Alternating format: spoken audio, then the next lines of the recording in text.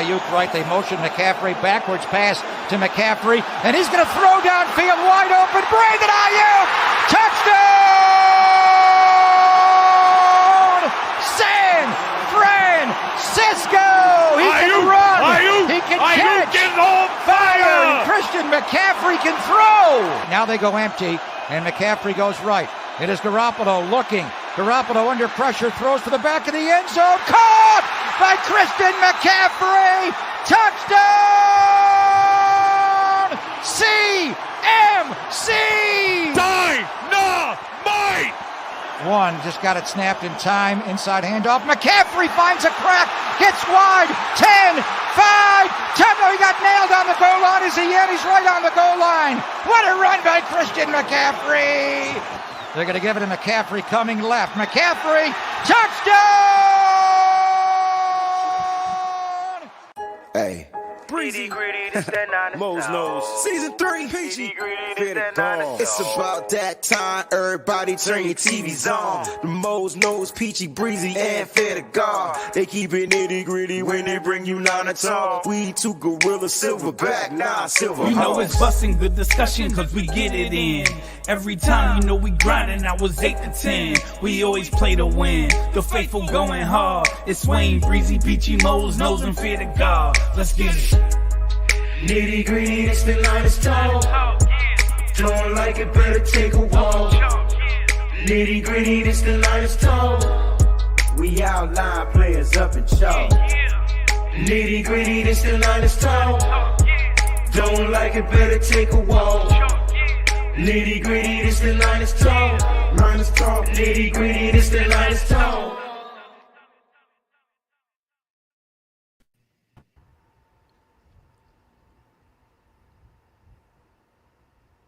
No technical difficulties. We were here. I just got to do something new. It was on my computer. I didn't know that junk was even pulled up.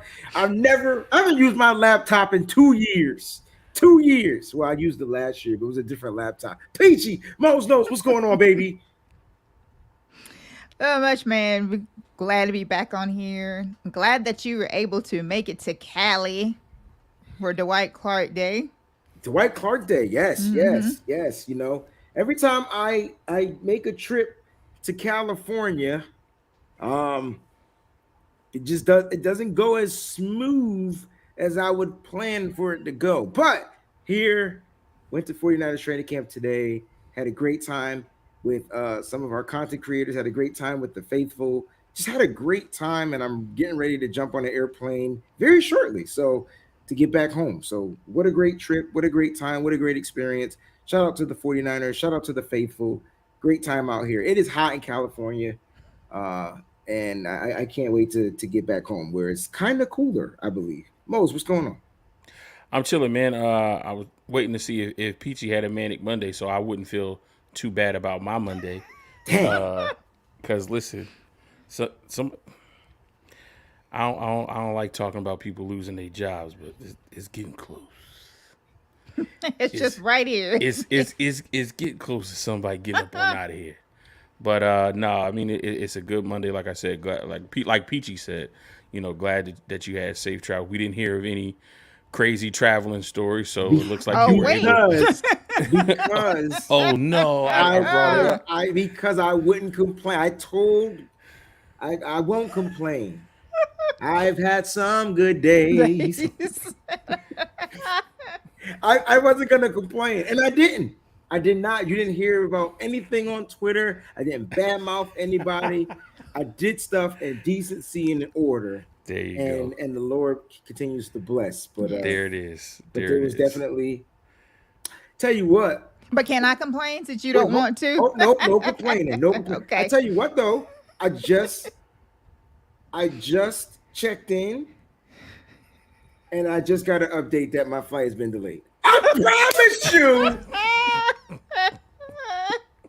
this ain't me. Is it United?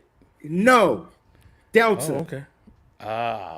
Yeah. The friendly skies, but I won't complain. We're not complaining. We're not complaining. We're not complaining. But like I say, you safe, you out there, And you got some good information from us from what I've heard. Yes. You got the intel. Yeah. You've done the reconnaissance and you got the notebook ready to go. So Yes. I'm excited to jump a bunch into of pages that's on there. I do want to say this though. So everything was all nice and pretty this morning.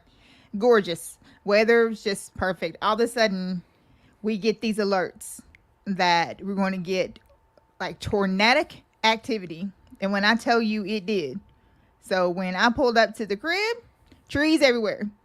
Because I was surrounded by a bunch of trees. Yep, trees everywhere. My whole entire driveway is just covered with crap. So my uncle and my roommate was out there trying to get it up and whatever. I was out there for a minute.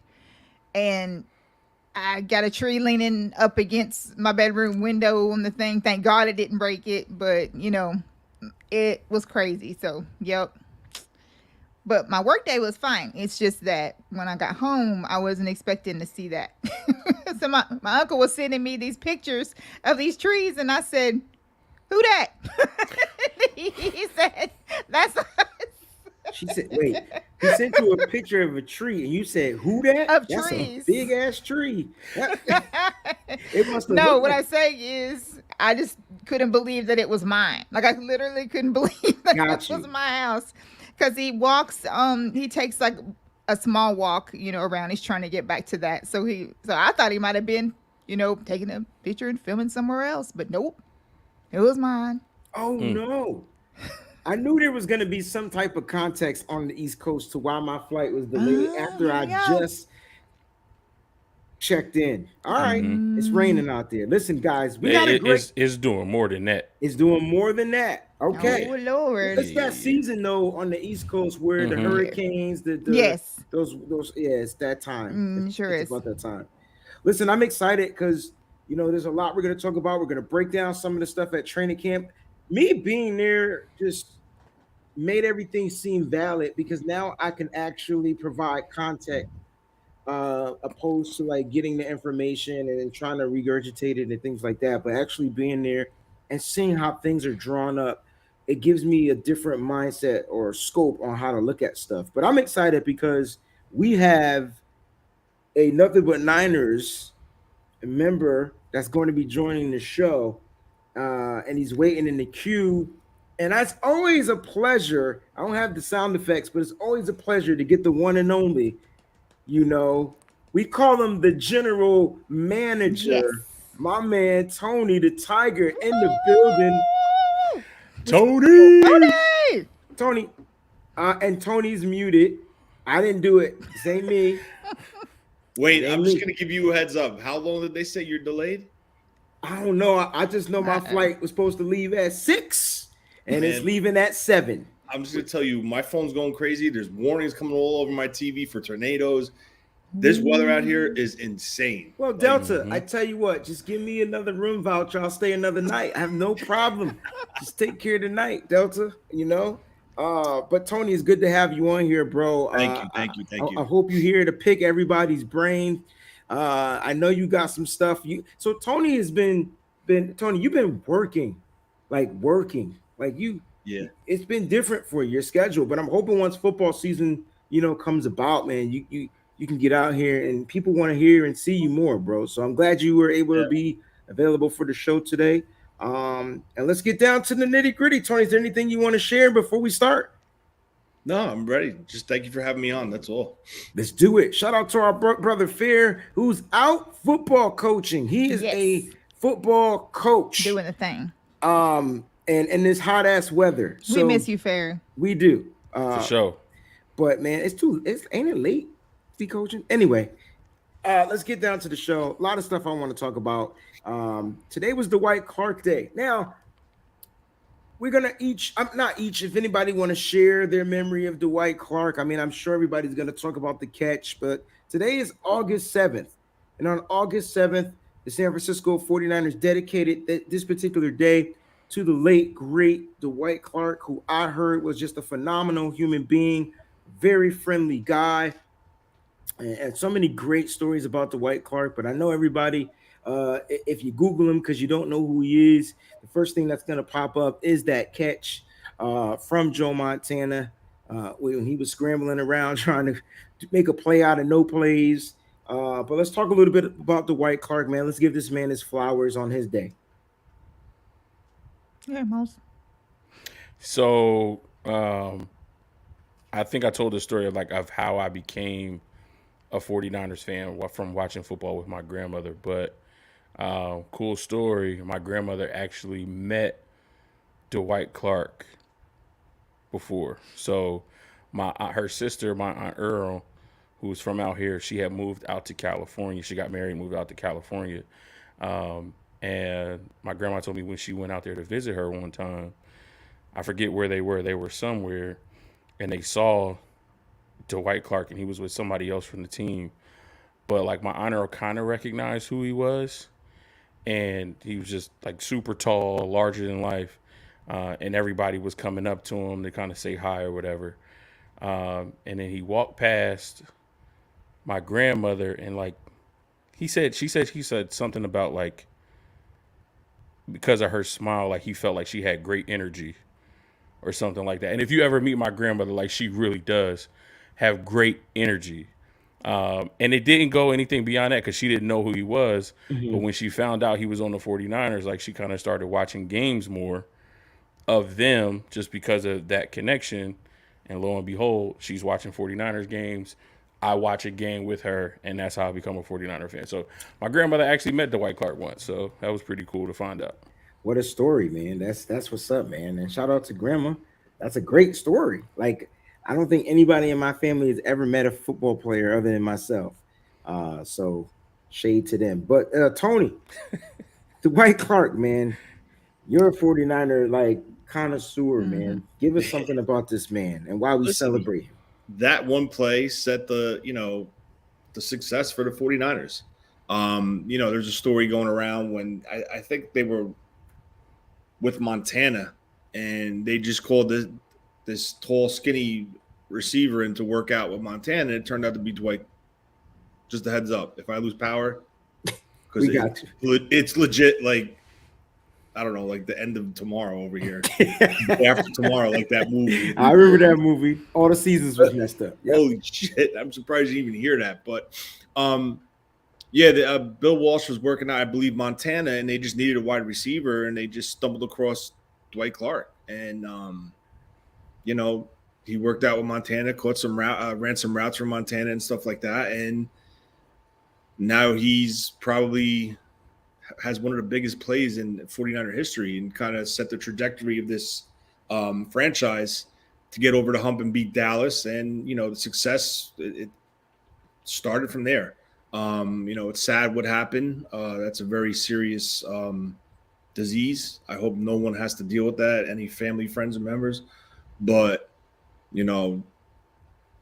it's sad, because the mind was there and everything just gave up. So, as far as Dwight Clark himself, great guy. I think I saw him on the Fisherman's Wharf once, the same day that I saw Eddie DeParlo and Carmen Policy one day. I was with my father at the time. But yeah, he set the 49ers up for their future success just with that one catch. Mm-hmm. And it's something that every 49er fan will remember. And if you haven't experienced it and you haven't seen it, you can get it on demand and probably rewatch the game or something. It's worth watching because the moment in Candlestick went nuts. And, it's something that you should watch. I agree. Listen, Wally Lama says, I ran into Dwight Clark at Santa Clara U, and he straight up pulled out an 8x10 and signed it for me. That's players awesome. A little different today, but that's how he was. That's how a lot of the players were back then. Peachy, I got a question. Who were the 49ers playing in that game that Dwight Clark caught that catch? Why, they were playing the Dallas Cowgirls. The Dallas Cowgirls. What? I can't hear you. The Dallas Cowgirls. Okay. That's who they were playing. Okay. Look, people want to know why there's so much hatred. Mm-hmm. They're not even an NFC West team, but it doesn't matter. There's just so much built up between Niner fans, Cowboy fans, which I'm telling you, October 7th, that weekend is going to be lit and we'll be out in California, Yes. and we'll be shooting a music video to Faithful of the Bay, and I'm going to be doing a verse contest for those that are want to participate. I'm going to work on putting this out. I want to get somebody on the verse, and you'll be able to be featured in the music video. Yep. So it's going to be fun, man. So It's gonna be awesome. So Dwight Clark Day was pretty cool at the stadium. They didn't do anything too special for Dwight Clark, other than they definitely celebrated the day, got the fans riled up. Shout out to Nick Clark, who helped get the fans going on both sides of the field. Hot day out in Santa Clara. Let's bring some 49ers news, though. Let's talk about the injuries. I know people don't like to talk about injuries. We know Mitchell has the adductor injury. Luter Jr. still on the PUP, but he was out there doing the exercise portions of the practice, and he was out there getting his defensive backs like riled up, like he was in there, like, you know what I'm saying. Also, Aaron Banks still in the concussion protocol. We'll talk about him. Do we expect him to play this preseason game 1? Jalen Moore is recovering, cool. He's still listed day to day, but he has the bone bruise. Didn't practice today. Kalia Davis, these are new to me, has a slight hamstring issue, and Robert Bill Jr. has some type of undisclosed injury. Let's talk about these injuries. These are all minor injuries, but do you see any of these lingering over into the regular season? Oh, I do. All right, so you get to go first. You already know what I'm gonna say too. Go ahead, talk about it. Elijah Mitchell. Okay. Man, oh man. I mean, like when it happened in the first place, like I was not surprised. Now I know that Breezy says, that he thinks that it might be just a, just like a precaution. I don't. I just think this is just one injury with another one behind it waiting to come. I'm just keeping it real. This is Nitty Gritty. That's what we do on here, and that's just the one that I man. He has the question mark, Peachy, and it sucks because you're saying like, dang man, healthy he's a problem, and then unhealthy it's a problem. Like, you know what I mean? Yes. Are you guys worried a little bit about Elijah Mitchell, or it's just this precautionary? No, I agree with Peachy 100%. Like, it's one thing after another, and I think because of the injuries, I don't want to speak for him, but maybe he compensates. Maybe he changes his running style because of certain injuries. But all that does is lead to more injuries. And like you mentioned, Breezy, it is a big deal because when Elijah Mitchell was healthy with Christian McCaffrey, we saw that 1-2 punch. We saw how the offense looked in the first half, and then how the offense looked in the second half, with Elijah Mitchell getting all of those carries, and then Kyle switching to Christian McCaffrey being more of a scat back receiver out of the backfield, lining them up in the slot, and how effective that was for us. And then when Mitchell went down, obviously the offense was still able to put up points because we have so many weapons. But I think Elijah Mitchell is a huge piece of how much more effective this offense can be when he's healthy.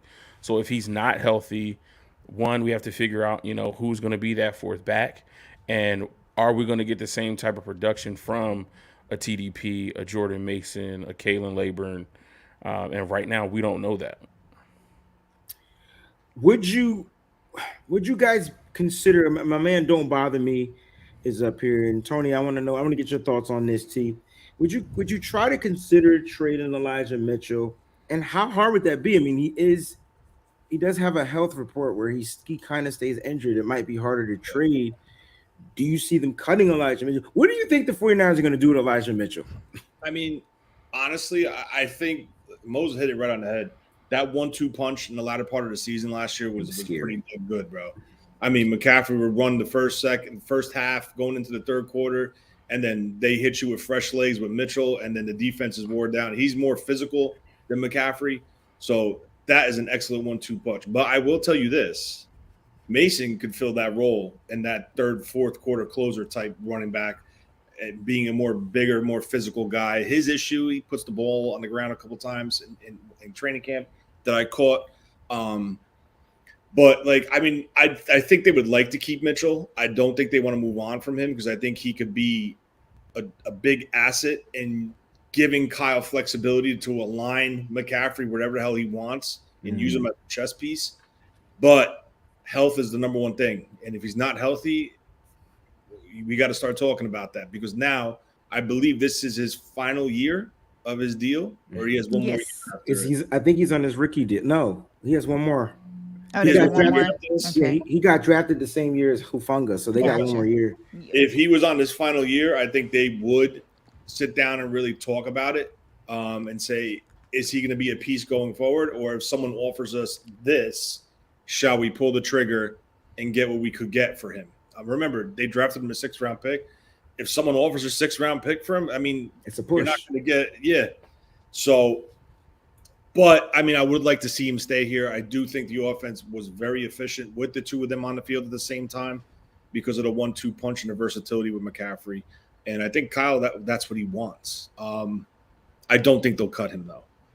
But this is where you come in, because I want to know what you've seen today with TDP, because I promise we're gonna get to the running backs. Listen, from my eyes, and I was not looking to watch just the running backs, but from what I saw in the 11-on-11s, a lot of the plays were for the running backs, and a lot of those a couple of tackles for loss, and I'll get to that. But as far as Elijah Mitchell is concerned, look, I don't know if you want to trade a commodity piece like this. I think what you can do, because you do have a stable of running backs this year, you could play around with his status. You could put him on the PUP. You could do little things to keep him nursing whatever the injury is, allow him to fully recover from whatever it is he needs to recover from. And then if you can pull him out of the stable, once his time is done, and put him in there fresh when you get ready to go on another run or another push, second half of the season or whatever it is, they have this particular player ready to go, locked and loaded. And we know he doesn't necessarily need to put in too much time in practice or get himself together, blah, blah, blah. He's a vet. I mean, technically, he's been in the league for a couple of years now. He's going into his 3rd season. So when it comes to Elijah Mitchell, I just think you keep him around. And if Kyle Shanahan is the king of stashing talent, right? Yes. And so if you see this other talent rising up, possibly you can kind of stash him, let him really kind of like recover from whatever is nagging him. Right now it's an adductor. So if you guys want to know the difference between abductor and the adductor, if I'm not mistaken, I'm not a doctor, but it's the inside of the thigh muscle. It's the inside of the area. And I know because I was working out my adductors today and I'm like, oh shoot, this hurts. And then the outside is the abductor of the thigh muscle and things like that. Listen, I'm telling you, man, sometimes you just gotta go out there and try yourself so you can relate. I can relate. I'm telling you, I can relate. So look, it sucks for the Niners because we saw, like Mo said, and what Tony co-signed, we saw what these two can do. But from what I saw from these running backs, I don't think they skipping a beat. No slack, no shade. They just not skipping the beat. Listen, Jordan Mason looked phenomenal in today's practice. Phenomenal. I mean, listen, I big gains up the middle. Now, I know they're not tackling, but even if they were going to tackle, he probably would have gained more yards. TDP, one cut, like his cuts were so dangerous. I'm like, oh, snap. Like, they're going to miss him. He doesn't have Raheem Mostert's speed, but he has that cut ability. And if he can get past that second tier, he might be gone. CMC, I mean, it's you don't even need to talk about CMC. Like, it's there, but I think bringing in CMC for these running backs, I think has been the best thing for the stable because they get to see how a pro prepare mentally, physically, and I feel like all the running backs are preparing like CMC. So imagine, and I'm not saying they are him, but imagine having 4 CMC mentality type running backs on the same roster. That's dangerous. That's dangerous. For sure, that CMC preparation with their particular skill sets and what they do. And like Tony said, if we can have Jordan Mason and TDP, we can have those guys as our interchangeable power backs. continuing to wear the defense down in the second half. You get into that middle to late third quarter and moving into the fourth quarter. I think that's a huge benefit for this offense. We know our offensive line has some grit and some toughness to it. They want to attack downhill. They want to impose their will, and they want to push that defensive front back. And I think that only helps when you have bruising running backs that not only make it hard for the front forward to bring them down, but they're also punishing any linebackers or safeties that may be in that box as well. So, from what you saw, if we're not skipping a beat, I think the offense might take, a minor step back with losing Elijah Mitchell, just because obviously Bobby Turner saw something in him for a reason. We saw his rookie year when Mostert went down, he came in and looked like he was ready to become a star. But I think, like you said, with the backs that we do have, we'll find a way to make it work. And just one more thing, they're not hurting, because you always have Debo, right, in certain packages where he could align in the backfield. There's that too. So if it gets to the point where Mitchell's like, going to miss several weeks because of something, whether it's a knee, an abductor, adductor, whatever it is, and now, you just don't want to bring somebody in just to bring somebody in. All you got to do is really align Debo in the backfield. And just by aligning him in the backfield, is going to throw the defense for a loop. And, since he's been a 49er, Kyle's showed that. He's used it a lot since before we got CMC. But now that CMC's here, he's still using it in threatening defenses with Debo. And all it takes is for just him simply align in the backfield and run a fake, and something's going to be open, because everyone's going to be like, uh-oh, he's going to get the ball, uh-oh. And guys are going to go right behind the second level of the defense if it's a play action. So they have options. They're not desperate by all means, but they do have options. I understand they worked out, I believe, 4 guys today. One of them probably will be added just for preseason games, obviously, and reps in camp, but they're not desperate. Yeah, and speaking of the 4 guys, the 49ers at the end of practice today worked out 4 running backs: Duke Johnson, Jeremy McNichols, Brian Hill, and Jason Huntley. And if you guys are probably most familiar with Duke Johnson. Jeremy McNichols had his stint with the Titans as well. Jason Huntley, Brian Hill. We could talk a little bit about those guys. I have their stats pulled up. Duke Johnson is probably the most prominent of the names. He's played in Cleveland. He's played in Buffalo. He's played in Miami. He's been around. He was drafted in 2015 by the Cleveland Browns. 3rd round draft pick. And out of all these 4 guys, all the other guys were 5th round draft picks, which is kind of funny to me. But Duke Johnson, Cleveland Browns, never was like a starting running back, but more like that change of pace kind of back. Something to pay attention to, because what if Jordan Mason and TDP aren't that change of pace type of a back that Elijah Mitchell is, and then you bring in a guy like the veteran Duke Johnson? Yeah. Like, how does it change the depth and the mindset? Plus, Duke Johnson can catch out of the backfield. Yep. You know what I'm saying? So he also adds that element to football for the 49ers offense. He keeps that going. I thought Elijah Mitchell got a lot better in catching the ball out of the backfield, but Duke can kind of give you that. So what are your thoughts on some of these guys? I tell you what, we'll each take one. We'll let our guest Tony, you pick the first name you want to talk about, bro. I'll go with McNichols. McNichols was with the 49ers at one point with Shanahan. He had a pretty, I don't remember what year it was off the top of my head. He had a pretty solid preseason game, and then he left and he went to the Titans after the cuts. But I remember him specifically having like solid games in preseason. I understand their preseason games, they don't mean crap, but it is what it is. But you saw his talent and his ability. But I'm going to just tell you, out of the 4 of these names, right, I'm not going to go talk about another one. 3 of them, the 49ers have been sniffing around since last year. That's a good constant workouts. Yes, so I agree. I just think they're doing due diligence. God forbid they need to pull a trigger on a Duke Johnson for situations. Maybe McCaffrey might be out a week. They need that threat out of the backfield. So that's somebody they'll keep their eye on. I don't think, they're going to just jump and sign somebody and say, all right, he's going to be in competition for the 53. No. this is part of due diligence, filling out the roster, getting the reps in preseason games. But McNichols, I thought, ran pretty damn well in the zone scheme, whether it was outside or inside or even in the gap scheme a little bit when they showed. But, yeah, I mean, he also gives you special teams value as well. So, all right. Peachy, who you want to take? I'll take Brian Hill, who actually was also had a stint through the 49ers. Very brief, but yeah, that drafted in 2017 by the Falcons, 5th round pick. When he was in the league, he had 4.5 speed.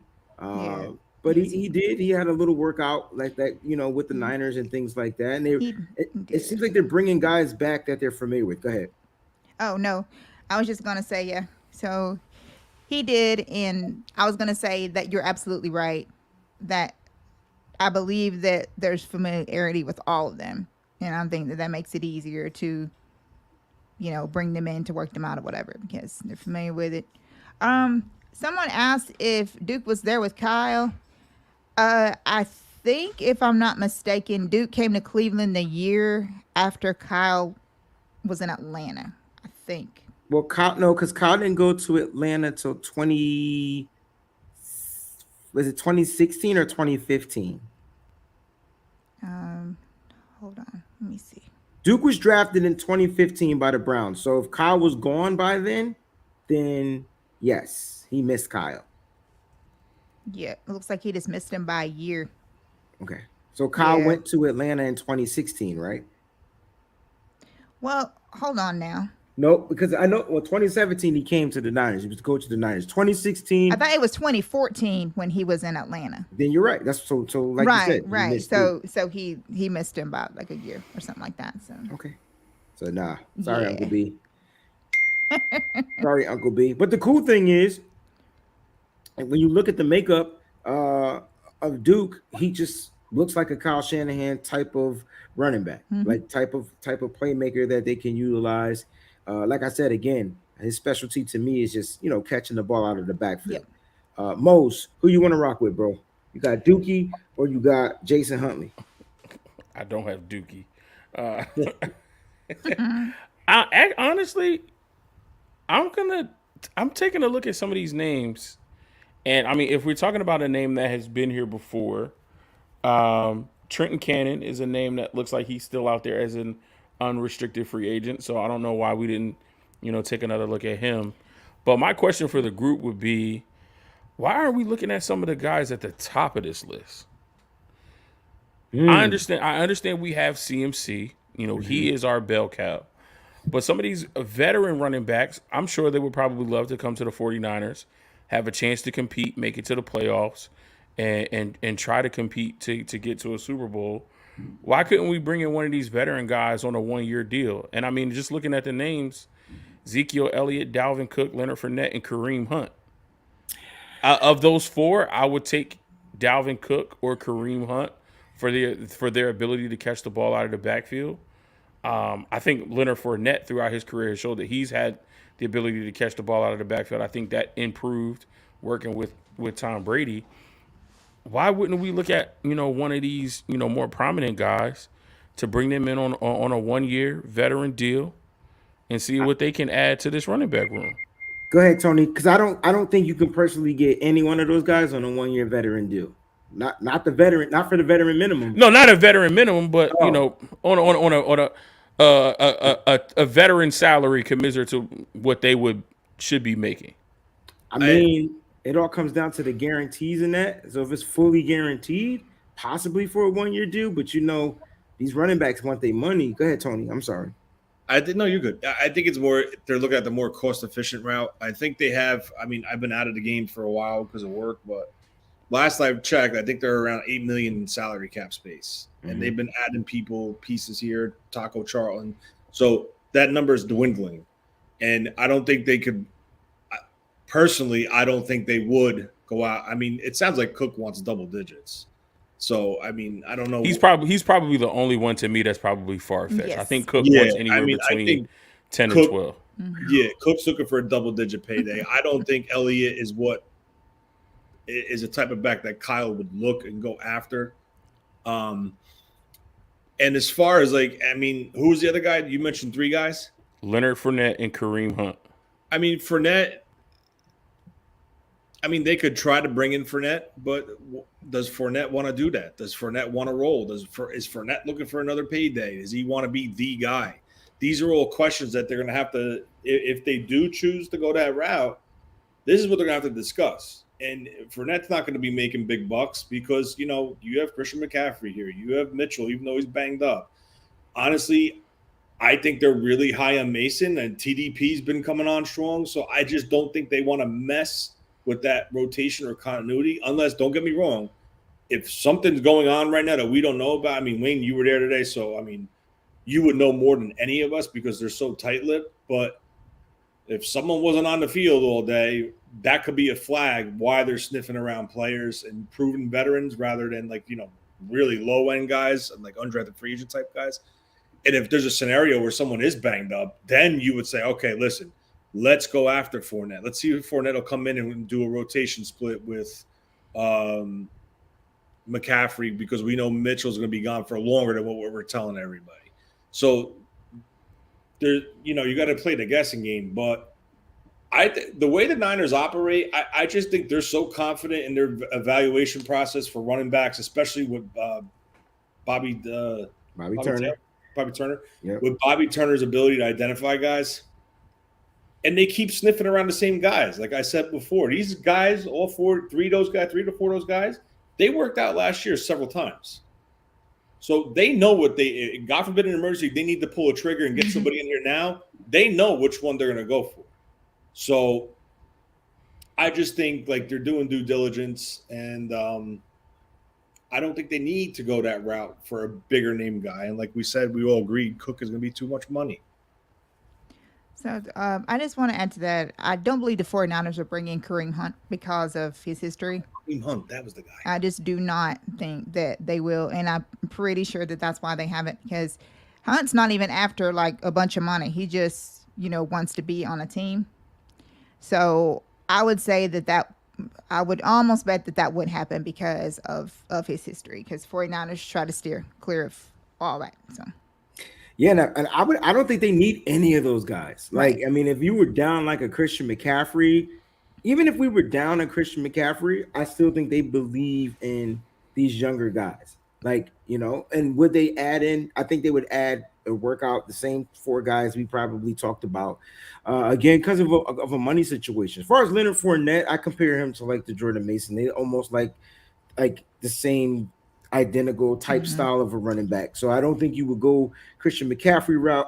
Go that route with Christian McCaffrey. To me, that comparison would be, the Dalvin Cook, but that's another guy that can't stay healthy all season anyway. I don't know if you want to add that and pay him all that money. And so it's just, I think the 49ers are just playing the game. They're adding in another piece. They're going to let Mitchell get some really good rest. They're not going to probably play him week 1 of the preseason. He's not even practicing. So if you ask me who was out there, there's no Elijah Mitchell for practicing. And then Jordan Mason and TDP were really splitting the reps. That was it. Bam. Oh, well, Christian McCaffrey. It was those 3 guys.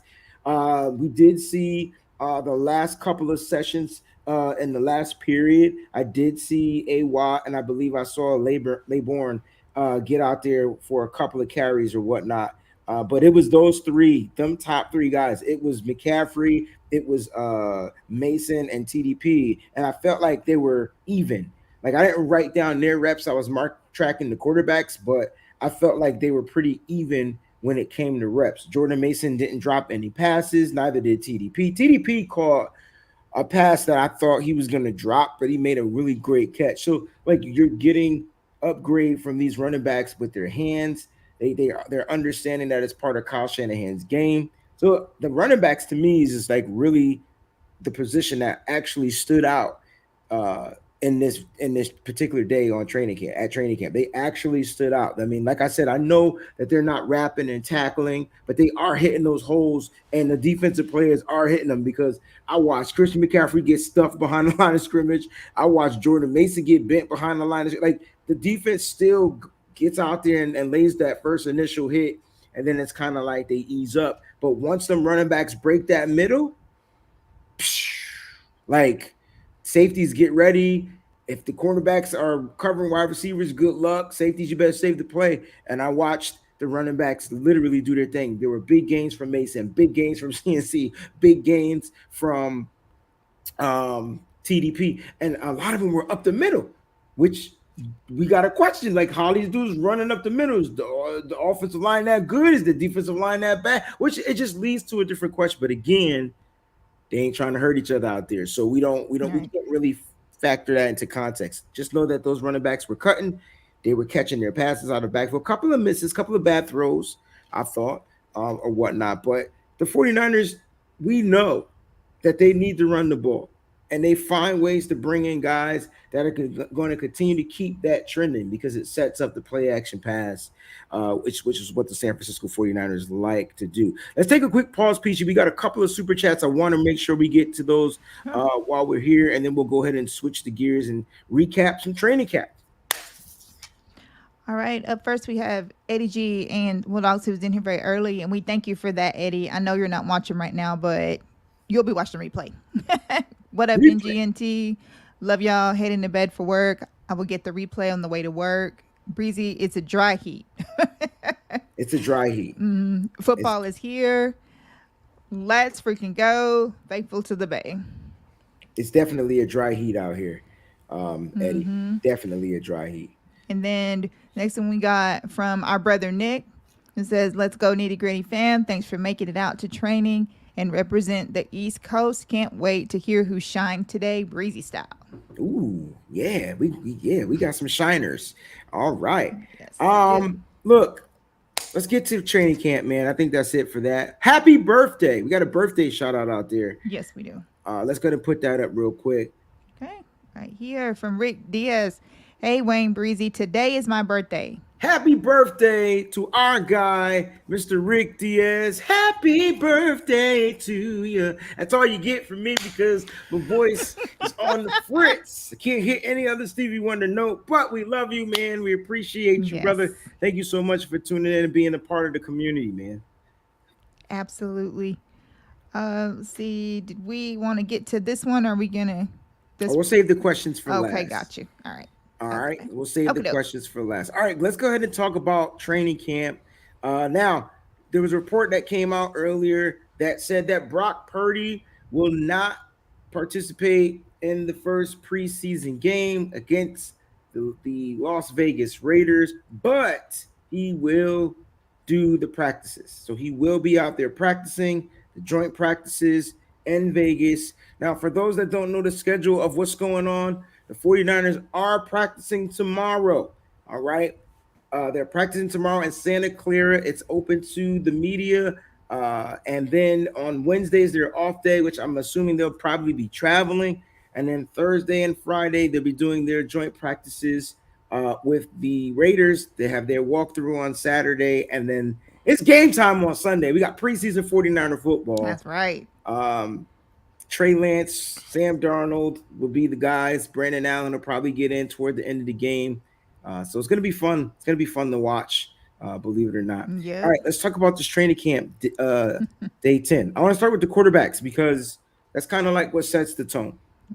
And I'm going to stay consistent with who I've been, following, whether I'm there or not. So, look, Matt Mayoko put out his quarterback updates.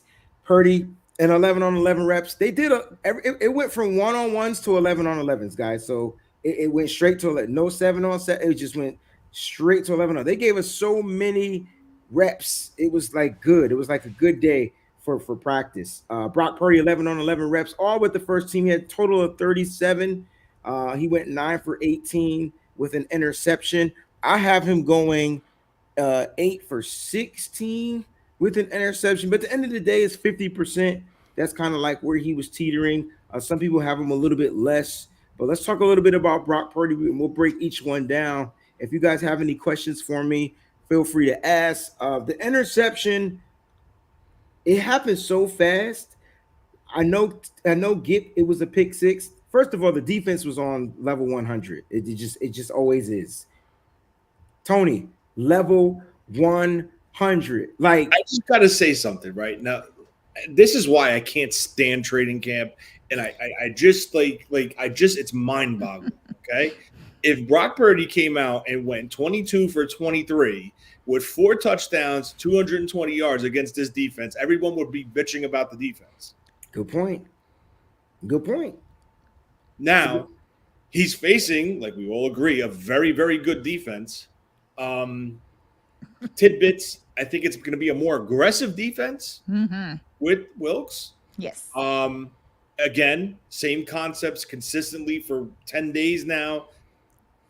People are not sticking to their keys. They might be jumping routes and not playing honest. This is why you might be getting these plays on the defensive side of the ball. That's why I just can't stand training camp. I'm excited it's here. Don't get me wrong, but and it's not a knock against Trey Lance. It's not a knock against Darnold or the other kid. The fourth stringer, Brandon Allen. Brandon Allen. It's not a knock against them, but in my opinion, those guys should have the best stats over the starter because they're facing 2, 3s, and 4s, right? Or am I wrong? So Lance and Darnold rolls out against the second team defense, but yeah, you're not wrong. I mean, are they like mixing it up? Are they putting No. Like the offense may be a little mixed. Like you might see Ayuk with team 2, but even though Ayuk had the rest day, so he wasn't out there. The one day I come to camp, Ayuk took off. He owed me $11.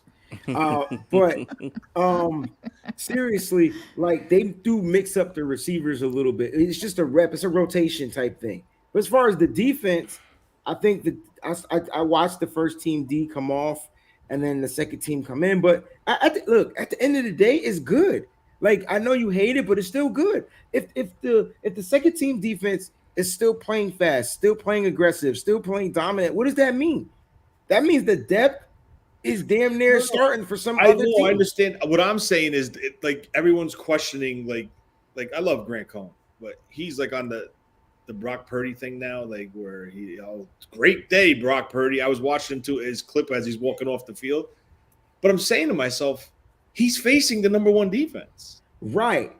So but if he comes out and smokes the number 1 defense, he's going to be smoking the defense, right? So it's kind of like pick your poison with that. But here's what I'll say. I think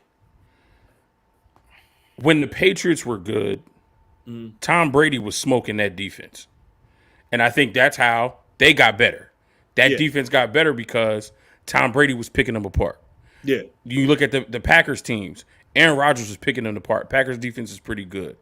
You look at the Baltimore teams, Lamar Jackson's doing some things. The Bills, Josh Allen is carving that defense up, right? So the best quarter, Patrick Mahomes, the Joe Burrows, the Justin Herberts, they're carving those defenses up, and those are some pretty good defenses. I think my question for Wayne is whether it's 8 of 16, 9 of 18, 50%, what did that 50% incompletion, those 50% of his incompletions look like? Drops. And in totality, what did that entire package of throws look like? Does Brock look like the guy we saw last year, or is there some timidness to this game? I know what we talked about earlier. I know you don't want to hear the rust thing, so I don't want to say it's rust, but because maybe there's a little bit more pressure. Maybe, obviously, he decided to do a different surgery so he wouldn't be out long because he didn't want to lose the momentum and give up the starting job. Is he a different quarterback mentally, and is that affecting the way he passes the football? And does he look different from the guy we saw last year? No. He looks like Brock doesn't look injured, period. Nothing is affecting him. What's affecting him is the stuff nobody's talking about, like how the offensive line was trash, or like how the offensive line let a pressure get into his face, which would have been a would-be sack, quote unquote, but they still let it throw, and it was either a completion or an incompletion, right? They still let the play go on. That's the context. So Brock didn't look bad in throwing. He didn't look off, period. He didn't look off mentally. He actually looked well prepared. There was one particular throw that if I see Deebo Samuel, I have to probably slap him upside the head. Listen, dude, run the route, period. The quarterback gonna put the ball where the ball's supposed to be. Brock threw a blazing ass freaking pass. Deebo thought that the pass wasn't gonna make it, so he stopped and then tried to start back up to readjust, and the ball sails over his head. That's on the receiver. That's Brock put the ball where it was supposed to go. It wouldn't have been an overthrow if Deebo kept running. So, like, nobody's talking about that play, but that was a play that would have been a completion. I'm gonna tell you right now, Deebo had you. When the last time you saw Deebo beat a man down the field? He had the motherfucker beat. So I can't remember. Mooney Ward gave up a lot. Mooney Ward gave up a few touchdowns today, if I'm not mistaken. He's banged up, isn't he? Nah, not Mooney. He wasn't working through a groin, didn't they? Oh, maybe he was. Yeah, maybe he was. Well, he was out there and he gave up 3 touchdowns. He's not 100%, so he probably not. Breezy, where'd the pressure come from? So low day for Drake Jackson today. I think he's dealing with something too. I don't know. They didn't say anything, but I'm gonna tell you right now, y'all. Cleveland Farrell is gonna be a motherfucking monster on this team. Like Cleveland Farrell is gonna be a monster. The speed is there. He's a big guy. He was getting around, the right side, left side. Like he was getting around. Now they did rotate different things, but the pressures was coming kind of like from like the middle, like the middle, like a lot of the middle. Which Was is Banks what playing today? No Banks today. That could be a reason. So I believe I know people asked about Jason Paul. Didn't really pay attention to the offensive line per se. I was more kind of like zoned in on the quarterback. All right, so just to give you guys a preface of how it was today, they were on the far side, so they weren't in front of us. So you had to really you needed binoculars to kind of see who was on the offensive line. You could tell who the quarterback was. You could see that number, that low number, the 5, the 13, or the 14, or the 4, or whatever. But when they came to seeing specific guys, it was kind of hard. They were far away. But I thought the offensive line, especially on the second unit, struggled a lot. That's why Trey Lance kind of went 3 for 7. He had a couple of scrambles. He did have one quarterback power run, which was a great run, great read. He hiked the ball. It was Lamar Jackson-esque. He hiked the ball, looked, took it, tucked it, bam, up the middle for 7, 8, 9 yards. I was okay, and was missing the contact, not allowing people to hit him, because they were still trying to get him. So that was good. That's something you wanted to see. But there's always context behind what's going down. So when I look at Sam Darnold throws and you see he's high on the completion chart, you're like, dang, what did he throw? We had a lot of checkdowns. So Sam did try to push the ball down the field, hit a blazing throw to Ray. He also had a touchdown. But then everything else was checked down. And Sam Darnold was holding on to the ball too damn long, which again would be sacks. But they let the play continue, and he ended up hitting a couple of the wide receivers like Debo for a big gain and stuff like that. So I don't like the would-be sack thing, but I understand you got to call it, because if this was a real game, there's a possibility it would be a sack. And on top of that, there's also a possibility the quarterback might extend the play, make a play, which to me, you asked me about Brock Purdy. I feel like in camp, he can't do that. He's unable to do that, and that's part of his game. Why is that? It's just that they want the quarterback to throw out of the pocket. They want him to kind of stay in that pocket or get outside the pocket. You're not going to see him do a 360 spin to try to keep a play alive if the defender's trying to sack him and things like that. That's what I'm trying to say. So practice is kind of tailored a little bit so that the quarterbacks don't get injured. But in a real game, you get that from Brock Purdy. Brock ain't trying to go down to the ground. Only time he really gets sacked is when he don't see the guy coming at him and it's boom, a bang, bang hit.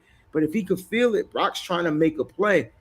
They did make some extended plays in practice today, but again, they didn't really skirt out and try to run, take off, do all that type of stuff that they probably would do in the real game.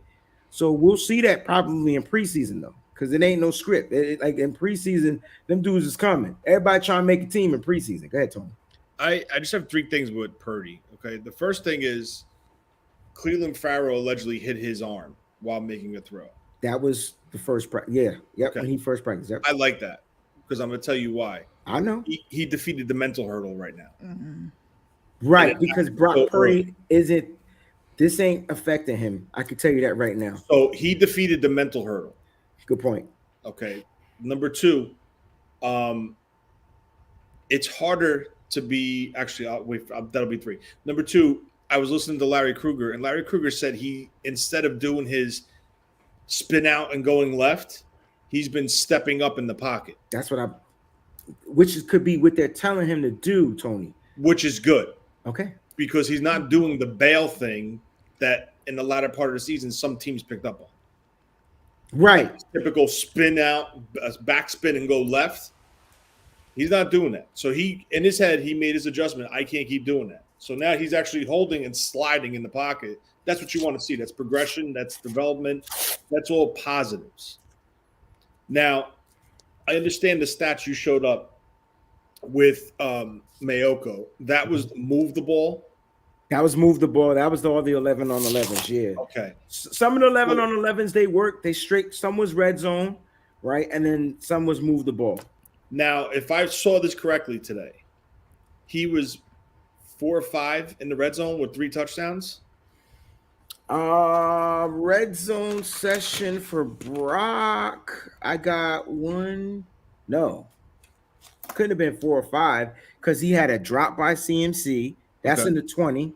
So it depends on which red zone you talk about. You talk from the 20 or from the 10 because they did 2 sessions. I don't know. I was just reading online that someone posted something that he was very efficient and he threw 3 touchdowns in the red zone. All right. So from the 20, he had CMC had a drop. Then he had a bad throw to Debo. Then he hit CMC on the screen pass. That was the 3 reps.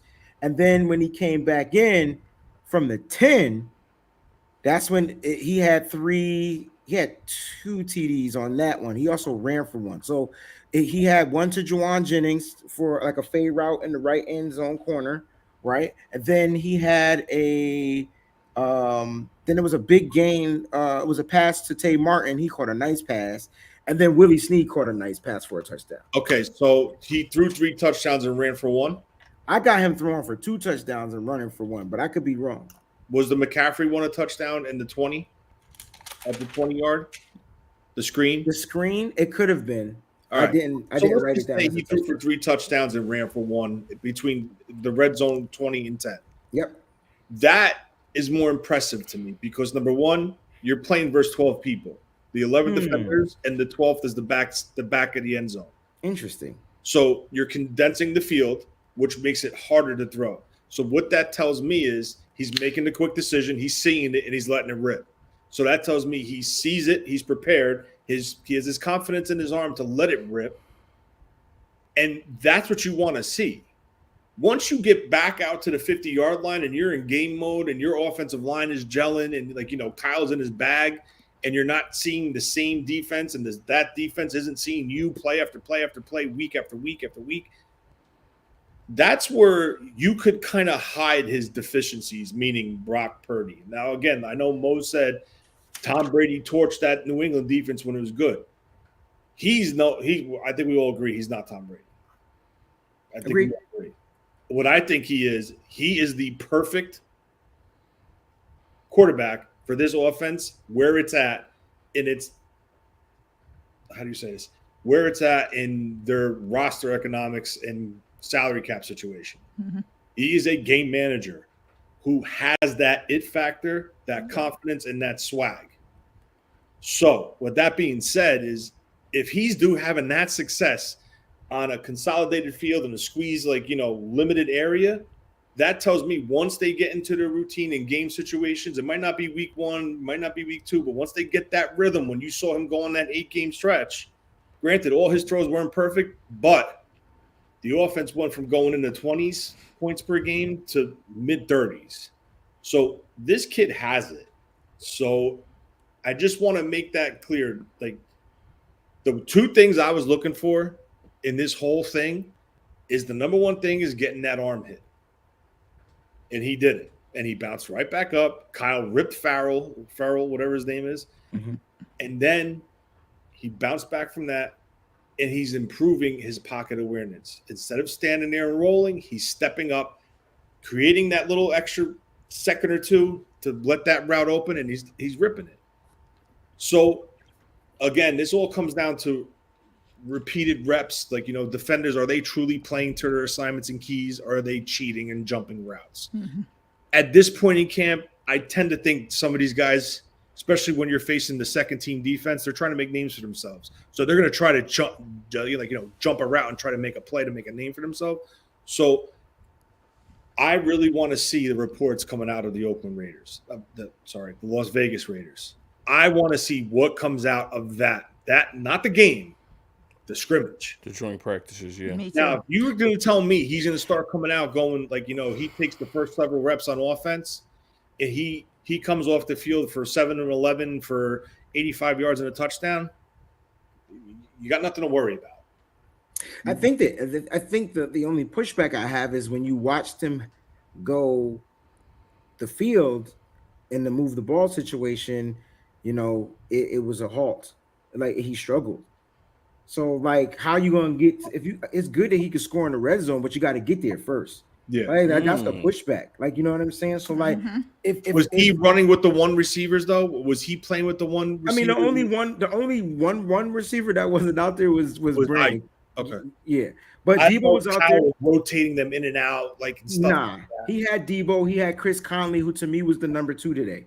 So he had Chris Conley was the number 2. Yeah, he had Debo. I mean, because he split with Juwan Jennings. So he had him and Jennings were like, well, Jennings is more of your slot guy, but Conley was out there running the routes, catching the sideline passes and things like that. Like, it was a good practice for the receivers, bro.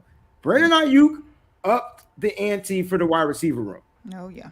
The only one play that was suspect to me was Debo stopping on the route because he didn't believe that the ball was going to come as far. He was ready to adjust and make the play if the ball was shorter, but Brock had the arm today.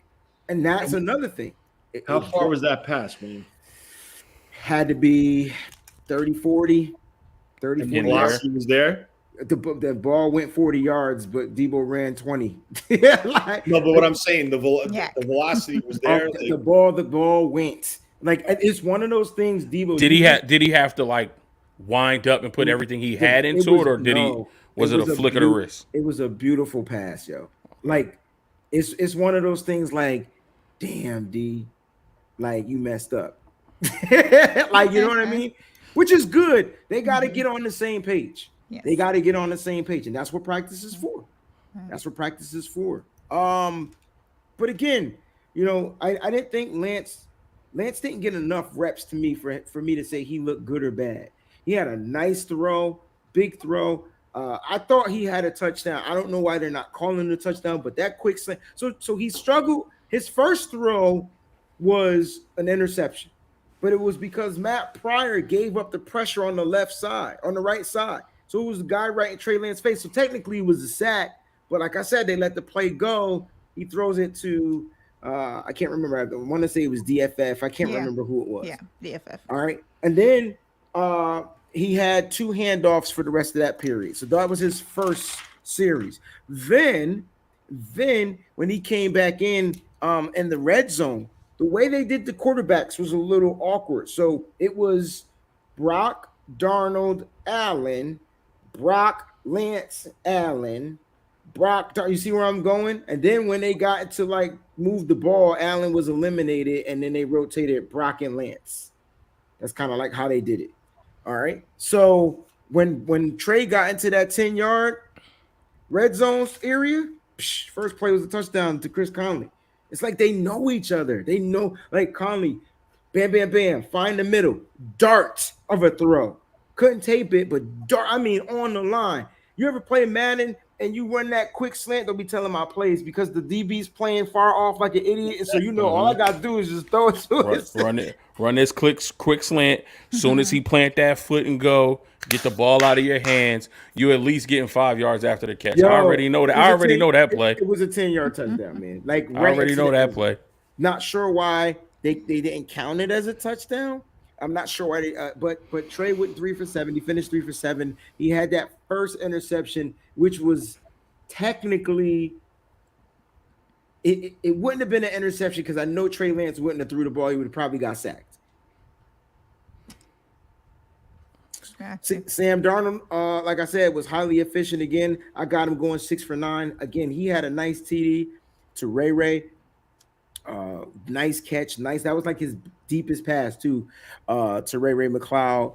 But yeah, I mean, I thought the quarterbacks, in other words, were just kind of mid today. Today it was the running backs. Like, and this is what you need though. You need the balance, right? I need to know my running backs aren't getting 2 yards a carry. Mm-hmm. I need to see if they can beef up me at least 4 yards a carry, 5 yards a carry. Where them defenses' asses is down. Like, that's what you need, and that's what the stable is all about. That's why today's show is titled Running Backs. Like, they're back. Like, we have them, the backs. Like, we have them. We just got to utilize them and keep them healthy. Regardless of the injuries to Elijah Mitchell, you still got guys that stepped up. Jordan Mason was looking good. 0 drop passes again. TDP looking good. 0 drop passes. These guys aren't drop. Now, they might have been some bad throws, but they weren't dropping the passes. That's what I like to see, man. That's what I like to see. Yeah, it was awesome. Real quick. So for all of you who are intrigued by the NFL Top 100, regardless of what you think about it, we do have a player that is going to be in the top 10. The good news is that 10 through 6 has been announced, and he is not there. Oh, Nick Bosa better be top 3 at the end of the day. Yeah, absolutely. So 2 things. And honestly, it better be Patrick Mahomes 1, Nick Bosa 2. Right. That's what. And if Bosa's not 2, he'll be 3. It'll be Patrick Mahomes 1, Jalen Hurts 2, Nick Bosa 3. Right. So 2 things. The first thing is LT released his list, and he has Bosa too. He said that besides Pat Mahomes, there's no one else that he found that is playing better in the league than Pat Mahomes is Bosa, and that's it. So right now we have at number 10, Chris Jones from the Chiefs comes in. Number 9, Micah Parsons. 8, Josh Allen. 7, Tyreek Hill, and 6, Joe Burrow. There it is. Top 5's coming out. Yep. Top 5's coming out. Bosa is at least going to be in the top 5. I think Hurts might be 4 or 3. Might be. But the best defensive player in the world should be number 2 because they're not going to pick him over Patrick of course Mahomes. Not. Yeah. Got you. And Justin Jefferson is good. So Justin Jefferson is top 5. Ooh, Jefferson might be 2. Nah, son. No, nah. Better not be. Nah. But it's an offensive thing. But you never know. I think it might be Hurts. Because Jalen Hurts had an MVP type year. He did before he got injured, and so then Bosa might be 3. Then Jefferson. That's what I'm saying. 4. I think it go quarterback, Bosa, Justin Jefferson, and then who's 5? Kelsey. Travis Kelsey, bro. Kelsey hasn't been picked yet. No. Oh yeah, okay. So Kelsey at 5. Yeah. Jefferson at 4. Bosa 3. Jalen Hurts 2. Patrick Mahomes 1. But answer me this: anytime that Aaron Donald, when he was Defensive Player of the Year, he came in 2, and the quarterback that came in 1 was, I believe, is Aaron Rodgers, who was the best, at that time, like the best quarterback, the best player in the league. And they had no problem putting Donald at 2. That's why I don't understand what the problem is of putting Bosa at 2, because he was Defensive Player of the Year. Like, he should be 2. It's because those quarterbacks. So if let's say you had Patrick Mahomes and Jalen Hurts who had MVP years, that would be the only reason why. You know what I'm saying? The year Aaron Rodgers won, who was the second best quarterback that year? You know what I'm saying? So it made sense for Aaron Donald to be pushed up that year, but now you're looking at Jalen Hurts. That dude, he was a problem. So that was my thinking. The only reason we don't see Bosa at 2 is because of Jalen Hurts. Okay, got you. Well, he's I'm just either happy 2 or that 3. he's top 5 because I was gonna riot if he was right. Was because a lot of people are saying that Michael Parsons should have been ahead of him in the top 100. I'm like, you're out of your mind. Well, they showed you where Michael Parsons was. He was number 9. Let's talk about some of these training camp battles. Let's focus on the safeties and the tight ends, and then we'll answer some of the questions and get up out of here because I got to get some food. But I got a chance to sit where the tight ends and the safeties were right in front of me, and it was interesting. It was the tight ends, the safeties, the linebackers, and the running backs, and then they would kind of like interchange and switch. And so I will say that Hufanga in coverage on Kittle, Hufanga won. How many times? They rotated, so I felt like he only had one with Kittle, and then it just kept changing. So the first one I got, it was Kittle and Huff. Huff won. The next one was Dwelly versus Gip. It was a bad throw. I believe Brandon Allen was throwing these two at the time. I got Warner versus Odom. Warner won that rep. Fumugali versus Warner versus Odom? Yeah, Warner won the rep. That's the special teams guy, the safety. George Odom. They signed him from the Colts. He know who he is. He's just trying to figure out how did Warner win the rep. That's the face he makes. So they got Odom as what, like an emergency tight end or something? No, Odom's a safety. No, Warner's the tight end. Odom is the safety. You're talking about Charlie Warner. Yeah. Oh, you thought I meant Fred. I thought you were talking about Fred Warner. I'm like, wait, what? Huh? Charlie Warner. Okay. Fumugali versus Hartsfield. Another bad throw. Here was an interesting one. Number 33, guys, is Jack Coletto. Ain't no way he making this squad because you got Juice. But damn, he looked good in these one-on-one drills. Blazing catch. Latu versus Brown. Latu won that rep. Brown got beat 3 times in the one-on-ones. Jair? Not my young boy from Trenton. No. Don't feel bad because Kittle got beat 3 times in his reps too. Odom versus Kittle. Odom wins. Okay. Dwelly versus McCreary Ball. Dwelly won that. CMC versus CMC versus Jalen Graham, yo. Listen, CMC caught a one-handed pass. Jalen Graham should have stopped practicing after that one. Charlie Warner versus Brown. Warner won that again. I told you. Fumugali versus Hartsfield again. Bad throw. Latu versus Taylor. Hawkins won that one. Braden Willis versus Odom. I thought Willis won, but Odom held him on the play. He was winning the route. Latu versus Brown. Brown won that rep, but Latu slipped and Brown had a pick six. It would have been a pick 6. It was like, oh, you throwing it to me? Like, so Brown actually won that rep. And let's see, do I have any more? Yep. And then it was Kyle Shanahan throwing to the DBs after that. So those were my tight ends versus safeties / running backs and linebackers, man. It was cool to watch the one-on-ones. The offensive linemen were far down the field with the defensive linemen. So, and then the wide receivers and the cornerbacks were like further, far away for me to see in my periphery. I think John Chapman has those notes because he was trying to zone in on that one. You can see who won those reps. But that was training camp, man, in a nutshell today, man. Long practice. Today was supposed to be a low day. It was definitely not. But it was really great to see the players out there, rile up with the fans. They had all the rookies do the rookie hype machine today. They did the YMCA dance. So it was really cool to see the rookies interact with the fans. But it was a great day overall for the 49ers. They're just continuing to stack days. And every day, like certain players are trending upwards. I didn't really see anybody take a step back. It's more like who's taking that step forward. I think the 49ers got their baseline, and they just looking to figure out how to continue to stack and trend upwards and get better, man. So that's what I got from today. Travis Kelce came in 5th, Nick Bosa 4th. That mother... I can't believe that. I'm so mad. Like I was literally sitting here seething. And it's because, what did I say? It's offense. It's offense. Wow. Offense runs the league. This motherfucking respect. So it's either Mahomes 1, Justin Jefferson 2, Jalen Hurts 3, and or Mahomes, Hurts, Jefferson. I think it's Mahomes, Hurts, Jefferson. I think it's the 2 quarterbacks and then receiver. I don't know, because didn't he win Offensive Player of the Year or whatever? Justin Jefferson? Yeah. Didn't he win that?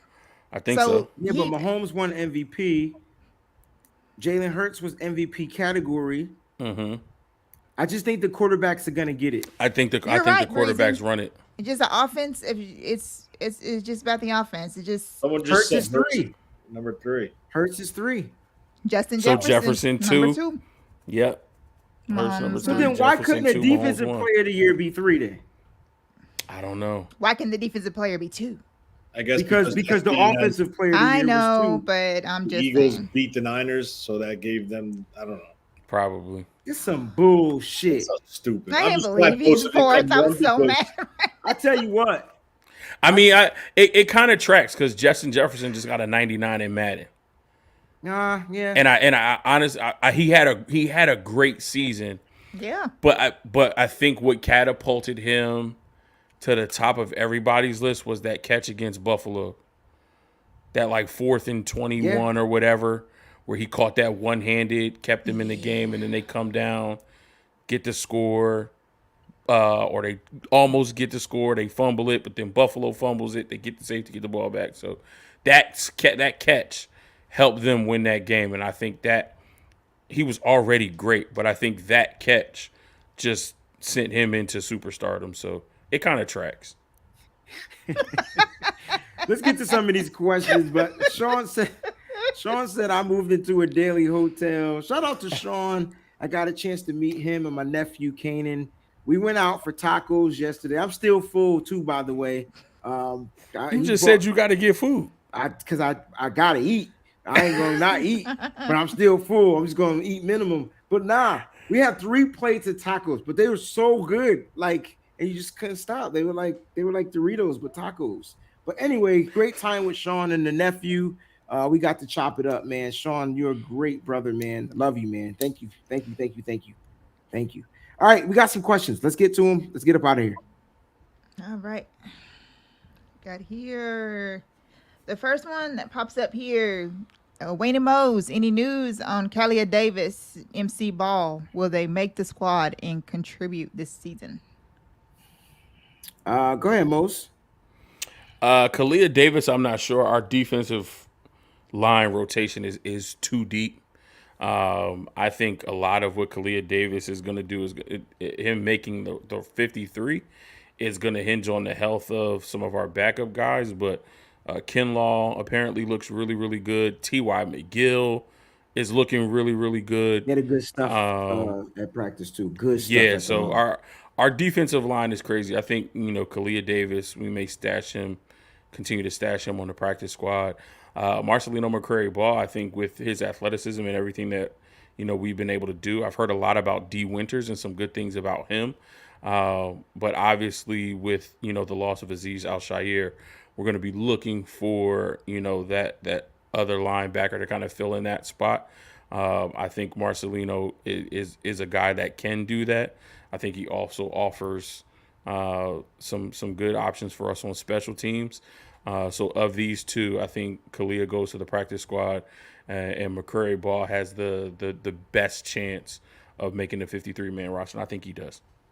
Real well said. And guys, man, listen, make sure you put an asterisk next to or a star next to Demetrius Flanagan Files. He keeps doing things to push himself up the depth chart. So if that happens, you might see MMB slide down a little bit. So we'll see what happens. But all right, the next from VZ408. Thank you. How is O-line looking? Questionable. What you think, Tony? How's the O-line looking? I haven't seen anything. I don't know. So, I mean, if you're talking about continuity, I think they should be okay. I mean, all the starters are back. You're putting somebody that's been with the team for the last 3 to 4 years in McKivitz that's gotten reps and worked with Burford. I listened to the interview with Burford and how they're on the same page between the two of them. So that's all positive. There's no real new additions where they have to gel with this individual other than Feliciano, but he's going to be, it seems like, the backup for the 3 interior spots. But I mean, I don't know. And like you said, they were all the way 5 miles away, so you couldn't even see him. So I couldn't see the one-on-ones, which I wish I could. I know Poe was out there. I just can't tell you who was winning reps, so I'm not going to give you any false information. I can't tell you. I do have one thing on a rep that I saw today on X or Twitter or whatever. And it said that Spencer Burford went against Armstead and Kinlaw, and that Burford seems to be improving, which is great news. So yeah, because he's been struggling in camp. Yes, so exactly. Burford has been taking like a step back or whatever or whatnot. He's been struggling. So this is good. Yep. You're going up against that defensive front. You're going up against guys like Armstead and whatnot. And if you can win those one-on-one reps, but you know what? Winning one-on-one reps is good. But then the thing that shifts that is when you have to get with the offensive line, and then you got to do your responsibility. So it's not just about you winning the rep. It's about making sure that you winning the rep and also playing right so that everything is doing the way it's supposed to go with the offensive line. And that's what makes it difficult. Because when it's a one-on-one rep, you throw your principle, you throw your responsibilities out of the window. It's just pure muscle on muscle, technique versus technique, and that's it. Now, in the situation in the game when you're surrounded with a center and a left tackle, and if you're the left guard, there could be the way it's schemed and designed, you're getting help. So you can face the best defensive tackle, and if you do your job and two other guys around you do their job, they're not going to have a problem because it's all about technique and assignment. So I hate one-on-ones too, but it's like I want to see him because it's pure strength, and that's the first thing you want from the trenches. Oh, he's strong, but that's not playing the offensive line. Maybe more on the defensive line side, you want to see that, but the offensive line is such a chemistry type position. You got to be in sync. Tony talked about continuity, like they got to be on the same rhythm. Matter of fact, Jake Brindle spoke at the presser, and he specifically said, "Listen, like." Communication is good, but we don't even want to be able to communicate. We just want to know from formation, if I move, he moves, like boom, boom, boom, without talking, not tipping the defense off, not doing it. So they're getting there. And again, it's not live play at practice, but I tell you what, we'll know when they practice against the Raiders on Thursday and Friday. We'll get a better sense. And I mean, I think I said this though, our last show, but I had a coach. He cared none about us winning one-on-one reps. We were supposed to. Like, it was a bad day if we didn't win our one-on-one reps. Like, especially for the defensive line. And then this is Burford's going into his sophomore season. He's, used to playing tackle. He's still kind of learning guard. And you mean to tell me he has to block Eric Armstead, then Javon Hargrave, then Javon Kinlaw, then Kevin Givens, then T.Y. Like, he's constantly getting a bazooka shot at him. Like, what do you expect him to do against guys who are veterans, guys who kind of know his weaknesses as a young player and are taking advantage of it? You know what I'm saying? So I think all of this is allowing him to build that callus to when he goes up against other teams that don't have a Armstead, a Hargrave, a Kinlaw, that he played. We know he played well last year in a rookie season in Kyle's offense, which we know is intricate and difficult for some guys to pick up.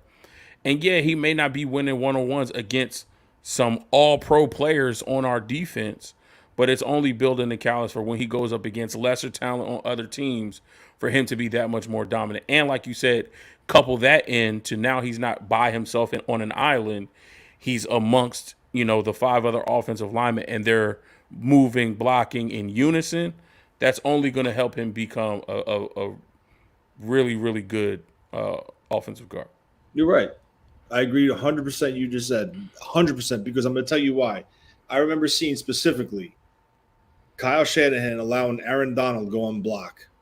And whether it was Kittle on a crackback, on a wham block, or it was Trent Williams pulling or Banks pulling and just blowing him right out of the hole. Now you have something like that happen to you. What do you do? What do you do as a defensive tackle? Oh, shit. All right, now I got to sit down and really play my keys now, because now I can't cheat. They're playing this game. If they're letting me free, I'm getting cracked from either the right or the left side. So now you change the mentality to the defender. Yes, he is the best defensive tackle, but now you have the best defensive tackle thinking. And that's why one-on-ones, it's brute force versus brute force, or the stronger man and the best technique is going to win. The lowest man will win. That's what it comes down to. There's zero responsibility.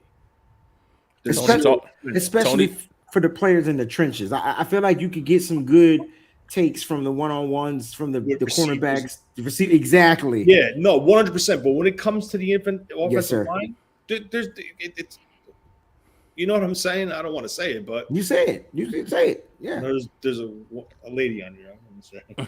But yeah, but Tony talking to y'all because all of that mental that he's talking about, especially for the defensive side and for that defensive line, if you can make that first step slow, if you can make them not have that burst, that get off, like why is Michael Parsons such an effective pass rusher even at his small size?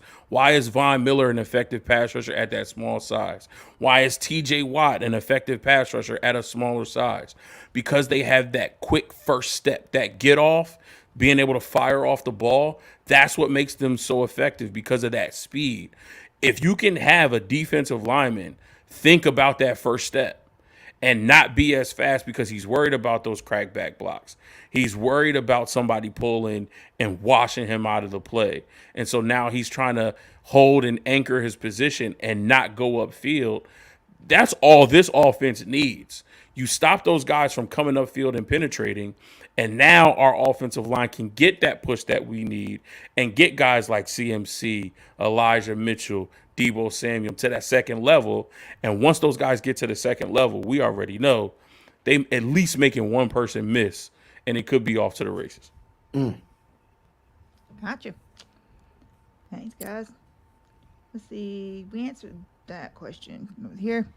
Tony Peachy, how many tight ends do you guys feel the team will carry this season? Thanks, Ronnie, for the question. Tony, why don't you answer that? Ooh, I don't know, man. This final 53 is going to be tough. I think it could be 4, but it wouldn't shock me to be 3. I think it's going to be 4 because I think. And now, Wayne, did Willis do anything today? Nothing. No, none of them did. Like, it wasn't a tight end day. It just wasn't a tight end day. Not like no Kittle.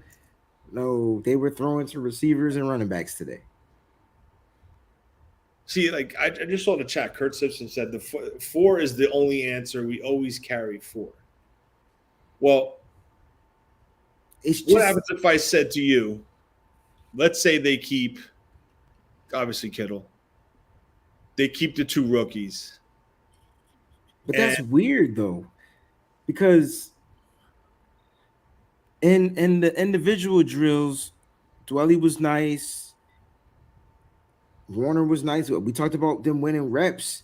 Those are vets. But there's language to the veterans. You can stash them on the practice squad, blah, blah, blah, whatever. But there's an issue, Wayne. There's an issue that I see, issue, bro?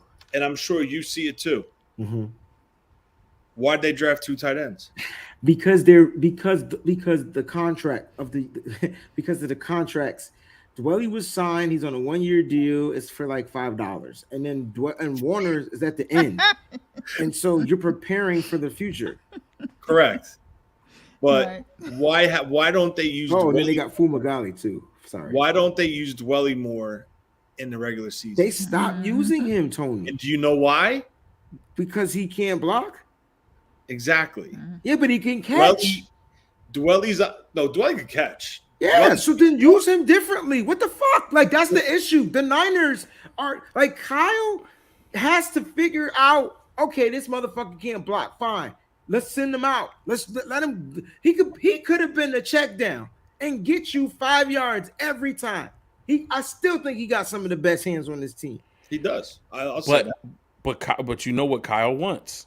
Kyle wants versatility because he doesn't want to tip the play. Him. Why sign him? Why? Why are you that? What's the word we call Kyle? Insane? What's the word? Insanity? Fuck. Whatever he is that. Why you bring this guy back if you're not going to utilize him? Because you eventually think you could teach him how to block. He ain't never going to know how to learn how to teach how to block. I agree with you. So I don't understand. I'm with Tony. I don't understand why he's here. I think that's part of the reason why I agree with you. I think it's contracts. I don't think you talk about Warner being at the end of his rookie deal and he's, got a contract coming up, but I don't think Charlie Warner has done anything that teams are going to be at his banging down his front door coming free agency. So the same $5 contract we gave to Dwelly, we can give Warner the same $5 contract.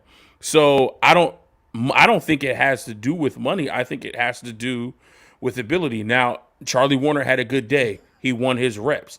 But during the season, can we count on Charlie Warner to catch passes? No. He's strictly a blocker. Can we count on Ross Dwelly to block? No. He's strictly a pass catcher. So he's trying to find other guys who can do both. Apparently, Cam Latu can block, but he can also catch passes. Braden Willis, I think him specifically, I know we have the young kid Coletto, but Braden Willis may be in a H-back Kyle Juszczyk type of role where not only can he, line up in the backfield, he can run routes, he can block as well. I mean, obviously he has to improve on his blocking as well. He's not the greatest blocker, but that's something that he can improve on. So I think that's why you draft 2 tight ends, because you're eventually trying to move those 2 guys out, because I think you've seen enough. You bring them in because you have to fill your roster, and you got to fill your roster with guys that know your offense and that are capable of going out there and during the actual season on game day and do what you need them to do. But you bring the young guys in and you draft them to kind of groom them to eventually remove the old guard and bring the young guys in.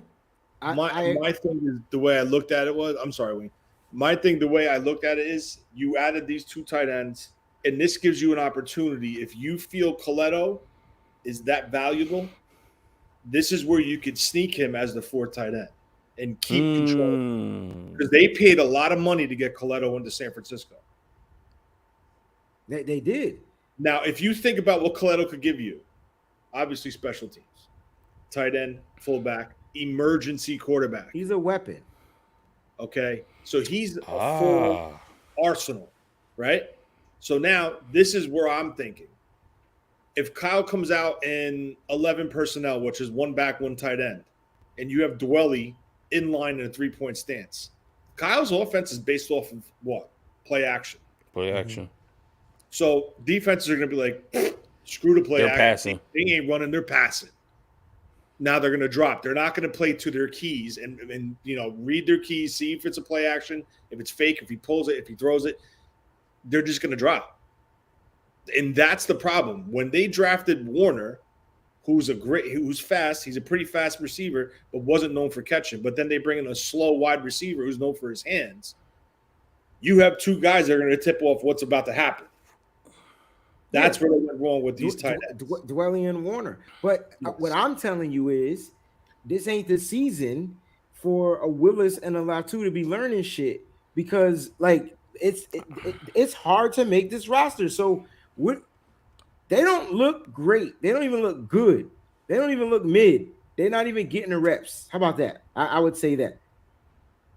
But and this is not me saying I don't want to move. I don't know.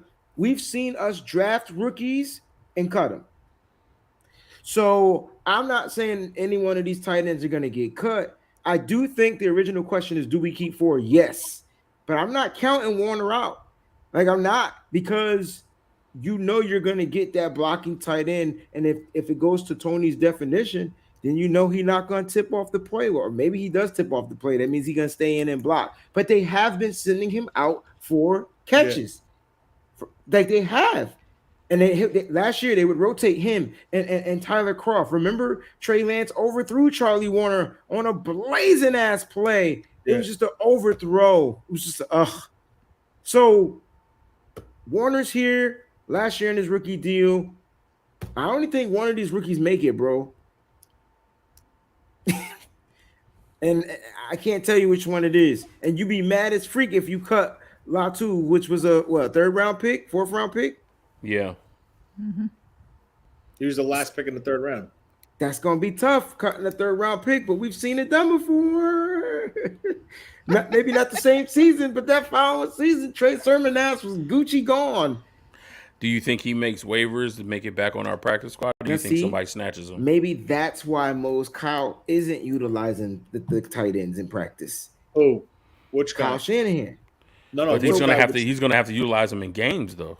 Yeah, but right now to make the roster, he knows he can't keep everybody on this 53-man roster. So he's probably saying, you know what? I know what I got in these kids.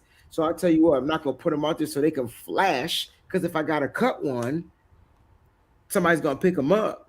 So maybe this is his way of stashing somebody on the practice squad. One of those tight ends is gonna make the practice squad, and I think Dwelly is the other tight end that makes the practice squad. And I think Fumagalli gets cut. Yeah, because there's a lot of teams out there that need tight ends. Didn't we have like 2 teams that lost their main tight end already? So, but if they don't see any footage, Peachy, of Latu and Willis, exactly, then maybe they don't look at the 49ers for tight ends, and you can find a way to sneak them on the squad. I don't know. With another rookie, right? You know exactly what I'm talking about. Yes, I do. It's a gamble. It's a gamble, but and I'm not saying they stink. I just don't see them. I haven't seen the rookie tight ends do anything to surpass Charlie Warner. Do they have the skills and maybe the ability and the talent? Yes. But again, when we draft players now, this ain't 7 years ago. When we draft players now, they're not even drafted to play right now. Yeah. So gotcha. All right. Awesome. Let's keep this moving. All right. I'm saying 4. If I had to pick my 4 tight ends, it's George Kittle, Charlie Warner, one of them rookies, and maybe both rookies then, because I don't think Dwelly. I think that because the way they paid Dwelly, he can get cut, ain't nobody picking him up, and that's your stash. Yep, I agree with that.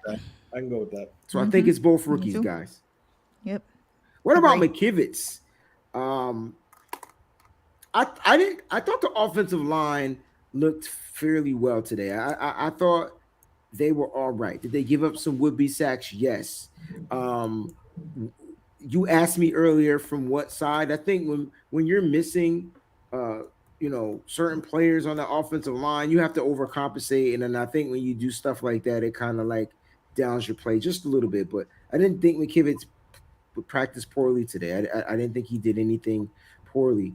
Some of those would-be sacks were on the quarterbacks, scrambling, trying to stay in the pocket, not getting rid of the ball quick enough. But, I haven't seen anything from McKivitz that stood out today, but I thought McKivitz overall has been having a great camp.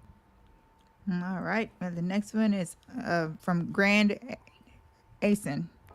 Is O-line trash or is D-line the best in the league?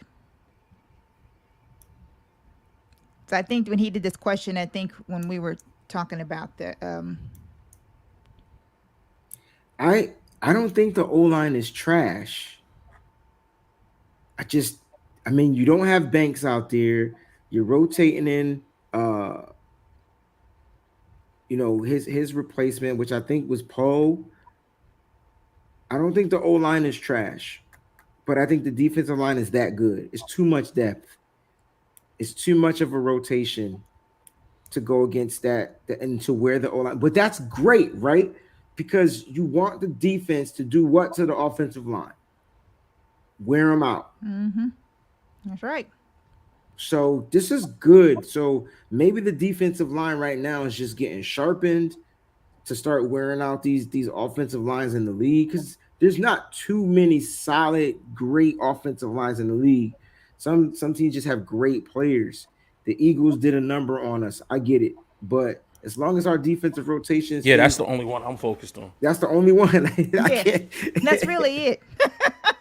That's the only one I'm focused on. Yeah, that really is. So, question from Fluorite Plumbing / Andy Smith. So, why the fake quarterback competition? Who wants to take this? I don't think it was a fake competition. I think the competition is for the 2. I think we made it a competition. I think the the Trey Lance hive versus the Brock Purdy hive made it a competition. I think, those of us that didn't want, Brock Purdy to be healthy so we could see what Trey Lance has, I think, we turned it into a competition. I think all along they knew. And they gave us breadcrumbs along the way. And even Trey said it, the way Brock played last year, the way he ended the season, had he not gotten hurt in the NFC Championship game, who knows what that outcome would have been. And then we could have been in the Super Bowl. It may have been Brock Purdy leading his team to our 6th Lombardi. So Trey said he wouldn't have it any other way but to come back and compete. And, we thought that would be that. But knowing how he played, we knew that this was his job to lose. Obviously, he took the surgery route so that he could be back in time for the start of the season. So, yeah, I don't think, it was a fake competition. Kyle never said that, the number 1 quarterback spot was up for grabs. So I think, the fans and the media made it a competition, but they knew all along where they were going to go. Is there a backup competition for number 2? I think Kyle wants to see what Sam Darnold can do in his offense with the playmakers that he has. But I think, it's going to be Brock 1, Trey 2, Sam 3. And, we have 3 viable quarterbacks that if we are in a situation like last year, Kyle is comfortable with whatever guy has to go in there to, lead this offense. So, that's how I look at it. If Brock is healthy, like Tony said, he got over that mental hurdle with the elbow and being able to make throws. I think when the games count, we'll start to see the Brock Purdy that we saw last year. And that means our 49ers will be a winning football team. Very good. All right. Do we have a super chat from our brother Sean? When do you think we divorcing Trey? Are Purdy's picks ugly? What do you think about our D-line depth edge without Bosa? You should invite Tony to the show. Be blessed. What you know about a taco truck? It's a loaded question. When do you think we divorcing Trey? I'll take that. I don't think they divorced Trey. I think Kyle Shanahan, I'm going to come out and say it. I think he needs Trey. I think at some point there's going to be a time where Trey's going to get an opportunity. And if you study the history of Kyle Shanahan and his quarterbacks, there's always a time for a quarterback to get an opportunity. So we'll see what happens. But I don't think there's going to be any type of divorcing unless, and I always said this, unless a team just makes Kyle Shanahan an offer you can't refuse. And I don't think teams are going to do that. But you would be a stupid, silly dude to not at least check that offer and take it into consideration if it's an offer you can't refuse. Trey, again, in my opinion, from the quarterbacks in this camp, to me, Trey Lance has been consistently the best quarterback. Why is he not the starting quarterback? That's another conversation. Yes. He didn't have his best day today, but it's a rotation. Like sometimes Brock has really bad day, but Brock didn't have a really great day. And Sam Darnold has just been consistently mid throughout all camp. I don't know if you guys have paid that any attention, but again, the context behind what they're asking them to do, what type of plays they're asking them to run, the throws that they're making. Brock is literally, he ain't open, I'm not throwing an interception, checking it down. He not open, not throwing an interception, checking it down. I want to see that. Tony, remember I was like, are we the only team in the NFL that don't throw to the running back when everything else hits the fan, bro? And I think that's something we're trying to get to our game. And you saw catches from TDP, Christian McCaffrey, and Jordan Mason as the check down. You saw a dope catch from Deebo Samuel as a check down. You're seeing that element to the game be a part of the game. Why? Because they're playmakers at that check down. Each one of those guys can possibly make a guy miss and take it to the house. 100%. You're 100% right. Are Purdy's picks ugly? I thought the first ones were. This one, his early picks in camp to me were ugly. He threw right to the linebacker, right to the safety. That's ugly, right? This particular one was a tip from the linebacker, if I'm not mistaken, and then Gibson just took it to the house. So I don't know if that was an ugly INT. What's an ugly INT to you guys? A Jimmy interception. Facts. Pick one. Facts. He got like already 30 thrown of them joints in 20. camp, bro. Dang, Jim. Dang. Facts. What do you think about our D line? The depth, the edge without Bosa. Who wants to take that? I know you've been studying and watching.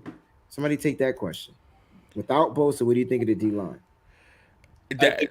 Go ahead, Mo. No, you got it, Tony. Go ahead. I think listen, Bosa's Bosa. You're not replacing Bosa. I don't give a shit who's on this roster. But I think once Bosa comes back into the equation, I think that's where you're going to see the depth with.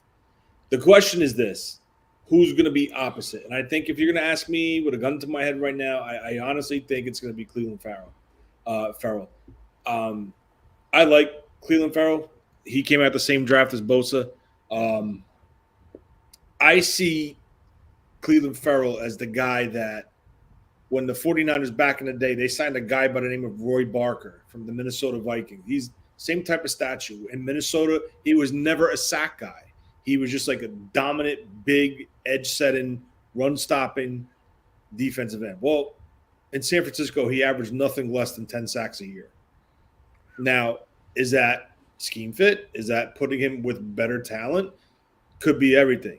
Now, this team has the ability, year in and year out, we've seen it since Kosaric has been here, guys that don't make it, former first-round picks, come to San Francisco.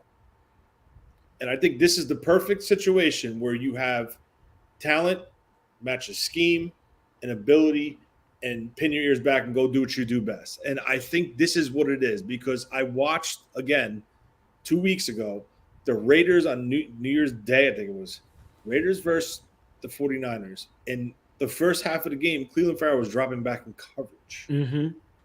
Why? Like, what are we doing? This guy was drafted as a pass rusher, I think in the top 14, somewhere around there, maybe. And they were utilizing him wrong. Yes. So now you're putting his ability. He looks like he's in a lot better shape. And you're telling him, buddy, go get that quarterback. Yeah. You don't have to worry about dropping. Who gives a shit what this guy's doing in the flat? Go get him. And now you add Taco Charlton into the picture. Another monster. Another former first-round pick. So right now, this team stepped in shit. And that's honestly, I'm going to be honest with you, that's part of the reason why I don't think they went after Ngakoue. Because between Farrell, between Taco Charlton, Drake Jackson, you have three people there, right? Granted, Ngakoue probably in this point of his career and their point of their careers is a little bit more proven pass rusher. But Ngakoue's biggest knock was he's not good versus the run. So if you're having guys that could produce as a pass rusher and be good versus the run, you got to go with the three rather than just bringing the one. Okay? You know, all Kosaric beats to death is fresh legs, rotation. This is how you do it. And then they brought the kid in Austin Bryant, a true speed guy off the edge, who had, I think, Breezy, did you say that? Did you tweet it today that he had a solid day? He had a sack or something? Who? Someone tweeted it on Twitter. Austin Bryant, the guy they signed from Detroit. Yeah, Austin Bryant. He's back. He hasn't been in practice for the past week. Oh, yeah, I forgot about that. Yep. Yeah. And listen to me. And then, Mose, you know where I'm going with this.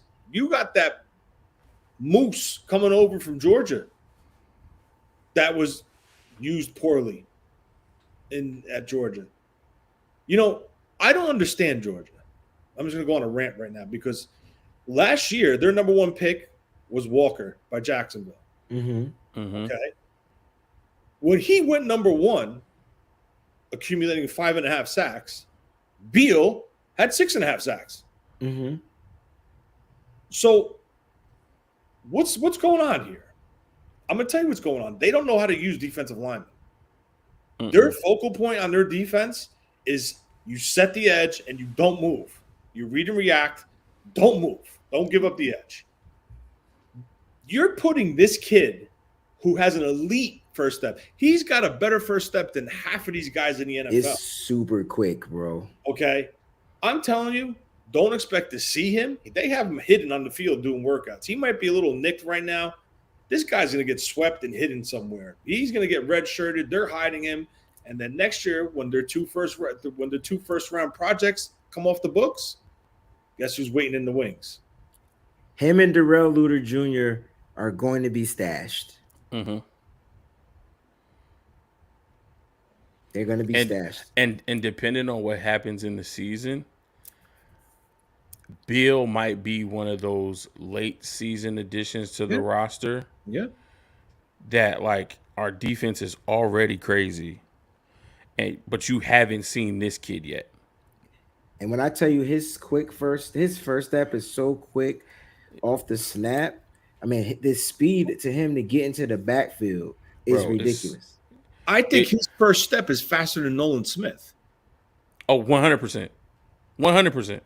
And this kid's got about 10, 15 pounds on Nolan Smith. Yep. Granted, Nolan Smith might be faster in the long distance. He might have long speed, because he's smaller. But how is this kid, how did he go so late?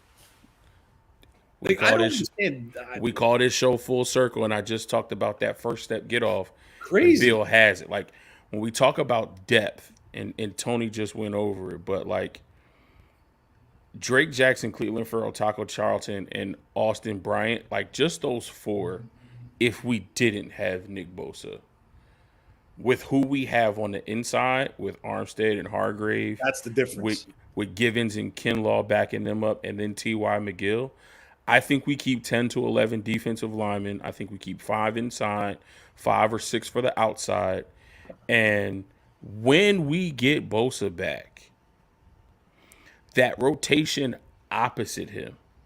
And even if there's some games where, he has to be off the field and we give him, 2 or 3 plays rest, I'm not worried about there being any drop off. Farrell has the talent. We know Drake Jackson has the talent. We know Taco Charleston has the talent. Austin Bryant and his speed and his get off. The way this defensive line is coached with Chris Kosaric, that new anchor that we have up front in Javon Hargrave, that not only the pressure that we're going to get from the middle now, which we were lacking big time last year. We were this is our best position group, and this is the group that is going to propel this team forward. I'm so excited to see it. Yeah. I just want to see them play. Oh yeah, that hurt. You heard that, John? That hurt. Yeah. Yeah. And your laptop screen shook. I know that hurt. Yo!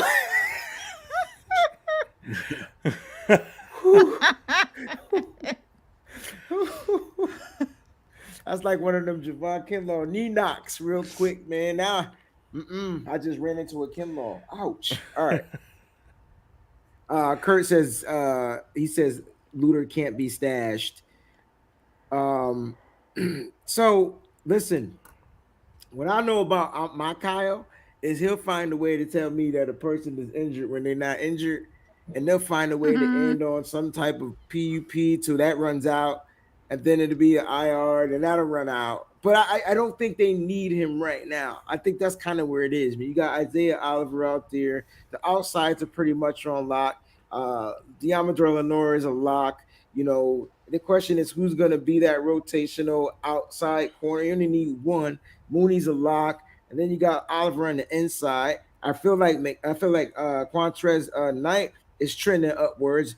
Deshaun Jameson is I don't know how he doesn't make this roster because he's just surpassing damn near everybody, but he's an outside guy, but they're trying to put him inside. I can't forget Samuel Womack because he's playing well. I don't know. All I know is they all can't make the roster. That I do know. Nope. So it's going to be tough. All the positions are going to be tough out there. And we're going to end the show. We got one more question that we have to answer because I think it's a good one. They want to know about Jair Brown. My man Vince, does he unseat Gibson or no chance? Who wants to take a crack at this? I don't think he does, just for the simple fact that Tony, you're on mute. Go ahead, Mose. I don't think he does, just for the simple fact that Gip is playing so well in camp. And I think coming to this 49ers team, playing with this defense, has re-energized him, and everything that he's seen in his career, he's able to utilize that here. So I think we get one more season of Gip. I think he's excited to play with this defense. He's excited to play alongside Talanoa Hufanga and kind of continue to build what those two can do together on the field.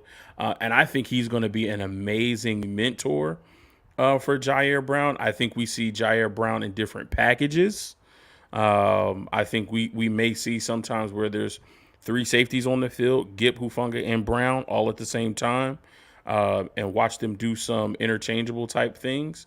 But all together, I don't think Brown, and that's my young boy from Jersey, big Jersey in the building. But I don't think this year he unseats Gip. I think Gip is he's playing at the highest level that we've seen in his career.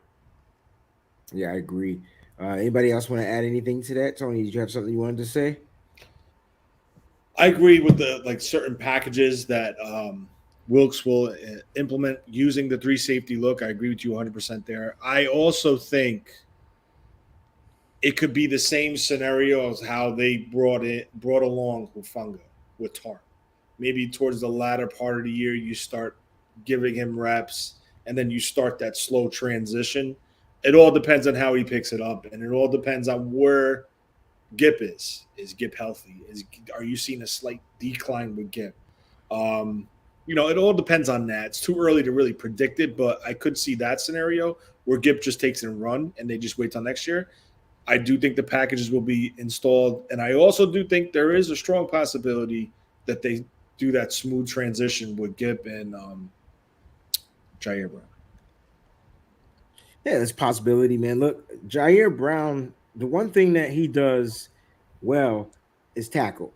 And the one thing that they're not allowed to do right now at camp is tackle. And so I wouldn't be surprised if they have him playing linebacker on base downs just because that's what the kid does. I know that sounds crazy, just to give him some reps to get out there. I don't know. I know he's a safety, but I tell you what, led Penn State in tackles for loss, led Penn State in tackles, led Penn State in interceptions. The kid's a machine, and he knows how to hunt, and he's learning from the best. Definitely. Yeah, like he's learning from the best. So you got Dre Greenlaw and Fred Warner. So this is what Jair Brown is getting right now, right? He's getting the linebacking school, and he's getting the safety school from Gip and Hufanga. The kid is he may end up possibly being the best safety in the league, like at some point in his career. It's a possibility. Think about how dope Ed Reed was because he had Ray Lewis, and it just made his mindset game so different. I'm not saying that he's going to be Ed Reed. I'm just saying if he's getting schooled by the best linebackers, an all-pro safety, and a guy that, in my opinion, should have made the Pro Bowl last year at safety, who led the team in interceptions and Gip, it's a good school to be in. And they can ease him in. They can slowly ease him in. No rush to put Brown out there if he don't got it all. But the one thing I do know he knows how to do is react and tackle. He knows how to play football. Now, if the offenses come out there and throw him some wrenches in the sink, it might throw him off his game a little bit. But again, he knows how to play football. So we'll see what happens. I'm glad he's on our team. And you got to add in the nuance of a Steve Wilkes. Because how did Fred Warner and Dre Greenlaw become Fred Warner and Dre Greenlaw? Yeah. Because they had D'Amico. Yeah. Linebacker. Like Fred Warner was a 3rd round pick. Dre was a 5th or 6th. Like these were young guys who nobody around the league thought much of, but we brought them in, and they got schooled, and they got groomed under D'Amico Ryans. Now you take Jair Brown, who we heard from Steve Wilkes had an amazing connection with each other, and Steve Wilkes said, if I can get you here, I'm going to bring you under my wing. And like the nuance he's going to get from Wilkes and his experience as a DB coach in this league, I think that is going to probably catapult him, like you said, just how D'Amico did with Greenlaw and Warner, I think the nuance of Steve Wilkes being his coach is going to do amazing for his career. Let's get to this for Kurt. I don't know if we can take a quick crack at this. He wants to know the consensus about what position we go low at and what we go high at. Has anybody start prepping their 53-man roster? I know we did a really early one, but just take a crack at it. Everybody give a position where you feel like we go low and high. I think we go low on the offensive line, and I'm going to tell you why. Because I think you could get away with, I mean, if they really want to play it tight and keep an extra defensive line or an extra linebacker or an extra wide receiver, you can get away with 7. Mm-hmm. I was going to say 7. You got a rotational because tackle. If you look at Feliciano could back up all 3 interior spots. Yes, he can. And then you just go with 1 swing tackle. Now the question is, who's the swing tackle going to be? Is it going to be Jalen Moore? Is it going to be Leroy Watson? Leroy Watson, or is it going to be Pryor? Joey Fisher. Or Joey Fisher, yeah. Now Joey Fisher could also give you depth inside outside. So that's an option that you can go with too. I think that's one position where they might, and then throw somebody in a practice squad if they need it, they bring them right up. You know what I'm saying? To play it, if they want to keep something at another position group. Because I'm going to tell you right now, there's guys on this roster. If the 49ers waive them, they're gone. They're gone. Out of here. Gone. Mm-hmm. I'm telling you, they're not getting it. This kid, Jameson, that cornerback. They can't cut Jameson, yo. Somebody snatching him. They won't cut him like they didn't cut Jordan Mason last year. I'm crazy, bro. I'm crazy. And I'm going to tell you something, Wayne. I picked up on something with you today. Uh-oh. You mentioned Connolly. You mentioned Jennings. You mentioned Debo with Ayuk out. And you know one name that you did not mention once? Who's that? McLeod. I'm sorry. He had a big catch. I thought I did. I thought I said he had a big catch. He had a big catch from now, Sam could he Darnold. become expendable and give Ronnie Bell the opportunity to become the punt? Ronnie Bell looked good in his drills. He was also out there with the second team. But Ray had a big catch for a touchdown, I think, from Sam Darnold. I think. My bad. All right, you just ruined my whole point. Thanks. I'm sorry. Somebody's got to be expendable, but I still think we keep 6 at the wide receivers. I'm going 6 wide out. I know that's crazy. I know you want to go 5. I'm going and that 6. could be a position group where you keep an extra body. Yeah. It's going to be tough. The defensive line, I think you got to look at the defensive line, the secondary, wide receivers, and the linebackers. Those are position groups. Corners, I think we go 5. Yes. Who are your 5, though? That's tough, Mose. That's your 2 starters. That's your 3 starters. And then you giving me 2 backups? That's Travarius Ward. Yep. Deommodore Lenoir. Isaiah Oliver. And who you backing up? Womack and you go Womack Jameson? and Jameson. Over Luter. Now, what are you gonna do? Or you go Womack and Luter. I don't think Luter makes the roster. He's not practicing. So then you cut him and put him on the practice squad. If he's not practicing and you don't see anything from him, not another team. Yeah. You can't lose him. It's gonna be tough. But if you put him on IR, that means he has to make the team. Yeah. Then you put him on IR, and then that opens up a roster spot for you to bring somebody back. So you're gonna have to cut him. So wait a second, you didn't mention Ambry Thomas. No, Ambry Thomas is gone. As good as gone. Peace. Oh really? Oh bye. He got dinged up. I've seen enough or something, but I've seen enough. Yeah, you can it's not a stab at him. I just don't think he fits this defense. Mm-mm. No, and even Wilkes in his presser, he kind of just is kind of really, transparent. Like everything that he feels like he puts out there, and it just don't seem like he's feeling Ambry that much. I mean, he's having a camp, a May camp, but I mean, they got him going up against Ayuk though, man. Like, come on, man. Like, he burning everybody though. It don't look good for him. No, that's fine. We're not killing nobody for getting beat by Ayuk because we know Ayuk is Ayuk is in a different mental space. Oh, yes. Ayuk is an assassin right now. Like nobody wants to line up against him. I'm right? just saying that's where most of his reps was coming from. Today, but he's still getting beat by other guys too. He's not getting beat. So there's a big difference between getting beat and making and get like he plays off. So he's giving up the catch but making the tackle. That's not getting beat. Getting beat is when the guy just gets by you and whatever. So it's his style of play. That's what I'm trying to say. I don't know if he can adjust back to if a guy runs if you're playing off 5 yards and the guy runs a 5 yard quick, like it's automatic catch, but it ain't gonna be for any yards but the 5 yards. That's what I'm trying to say. So I don't know if that's necessarily getting beat. He's just playing over coverage, I guess, and he needs to go back to playing. But if he's playing off so he don't get beat, at the end of the day, you still giving up a catch. So that means even if it's underneath. So that means nickelbacks they get beat on every play because I'm not seeing not many unless it's a bad throw because all they doing is running quick slant. So if you run a quick slant, that's an easy catch. So the purpose of having a big nickel, that's why nickelback is the hardest position to play because that wide receiver pretty much has a two-way go everywhere on the field. Everywhere on the field. And you don't know where they're gonna go. But if he's always playing off, that to me that means he's playing timid. No, I just don't know why he plays off. He never played off in college. And I don't think they would just purposely have him playing off coverage because essentially he would just be sitting there and just being a body on the field. Bro. At some point, what we want to do is we want to play press man coverage. So if Charvarius Ward is playing press man and getting up in people's face, and if Diamador with Lenore, who we know has some deficiencies in speed, is still up in people's face playing press man and trying to figure it out, why is Ambry Thomas the only corner not playing press man in practice?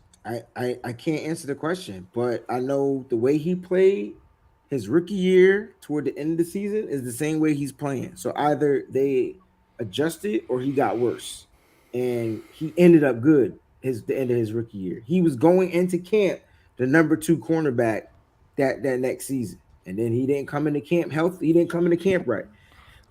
His whole body composition is different. He looked like a football player right now. But for some reason, the mental ain't there. And if the mental ain't there on this team, especially with Steve Wilkes as your coordinator now, that's why I said he got to go. That's why I'm saying he got to go. Time's up. Clock was ticking. I mean, he had every opportunity. He still has opportunities. He's not cut yet. He has opportunities, but he's got to get the mental part and say, "I'm that guy. I'm that dude. Good luck taking his spot." Yeah. Like, I don't think it's there. What a great show, Tony. Thanks for jumping on, bro. I just did it real quick. Oh gosh, he did the 50. Whoa. He did the. All right. Hey, give me a dry erase board. Why do kickers have to be counted against the 53-man? It should be it shouldn't. It should just be automatic. Kicker, punter, and long snapper should not count for the 53. It's automatic, yo. It's automatic. Every team needs one. That's true. Every team needs one. Listen, we're going to be doing the 53-man rosters as these preseason games. You know, we're going to be taking cracks at it. Got a lot of stuff can happen in the next 28 days. You know, I think we should start one early. We could do an early one, and then as the preseason games come up, we just revert back to the nitty gritty 53. Okay, and see have like guys on the roster bubble, and if they perform well in the preseason games, maybe we bump them up. Maybe they did enough to get bumped into our 53. Maybe they didn't, and then we just revisit it and make adjustments and revisions as each of the preseason games come up. But all right, that could be an idea that we flesh out offline. Let's try that. Let's do that. Tony, this is for you from Sean. You think our hiccups on D is due to the new emphasis and philosophy? You guys think we are more zone again? Now yawn. Tony, good to see you. Be blessed. What do you think, Tony? We'll get out of here. Do I think the hiccups on D? It could be. They're still working through their installs. I don't think it's as bad as that. I mean, listen, anytime you revert to you install a new system, you're going to have a learning curve, It happened from Saleh to D'Amico. It's happening from D'Amico to Wilkes, and it's going to happen when Wilkes goes one day to the next guy. So every coordinator has their thing. I think Kyle wanted the philosophy of a 4-down lineman with an aggressive mindset. So I think there's a learning curve, but I think it's going to be all right. I think by week 1, week 2, this defense should be no problem. Sounds good. We got a question here for Niners Josh. I think he did it twice, so that's my bad for missing that. But he wants to know if anybody knows if the joint practices this week in Vegas are open to the public. Said he lives in Vegas and he wanted to check it out. I don't believe that they're open to the public from what I heard today. They're going to be closed off because they're going to be running plays and things like that. So that stuff is going to be sealed. But I'm sure there will be NFL training camp there, and they will be showing footage from these joint practices. But again, I could be wrong. I'll definitely check. But from what I was told, they're not open to the public. As far as the 49ers practices go, tomorrow's practice is only open for the media, and then they're off on Wednesday, and then they're practicing Thursday and Friday in Vegas. And then Saturdays they're walkthrough, Sunday's the game, baby. I can't with Sean. What do you say now, yo? Got another one. Oh, Lord have mercy. Sean.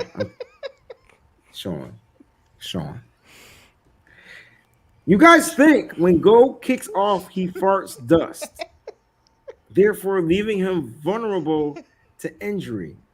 You get gold dust, probably bronze. Oh, my God, Sean. Maybe How does he think of this stuff? I don't know, bro. It's creative minds, dangerous minds. It's a possibility. Sean, thank you for the contribution. But we're going to get up out of here. I want to go see what is available to eat so I can get ready to get on the airplane in the next several hours. Tony, final thoughts? Nah, just thanks for having me on. It's good to talk ball again. Thanks for your insight, what you saw today at the camp. Appreciate it. And it's good to be on with you guys, and that's pretty much it. Looking forward to Saturday's preseason. It's Saturday, right? Sunday. It's Sunday. Yeah. Oh. It's the last game of the week. Right?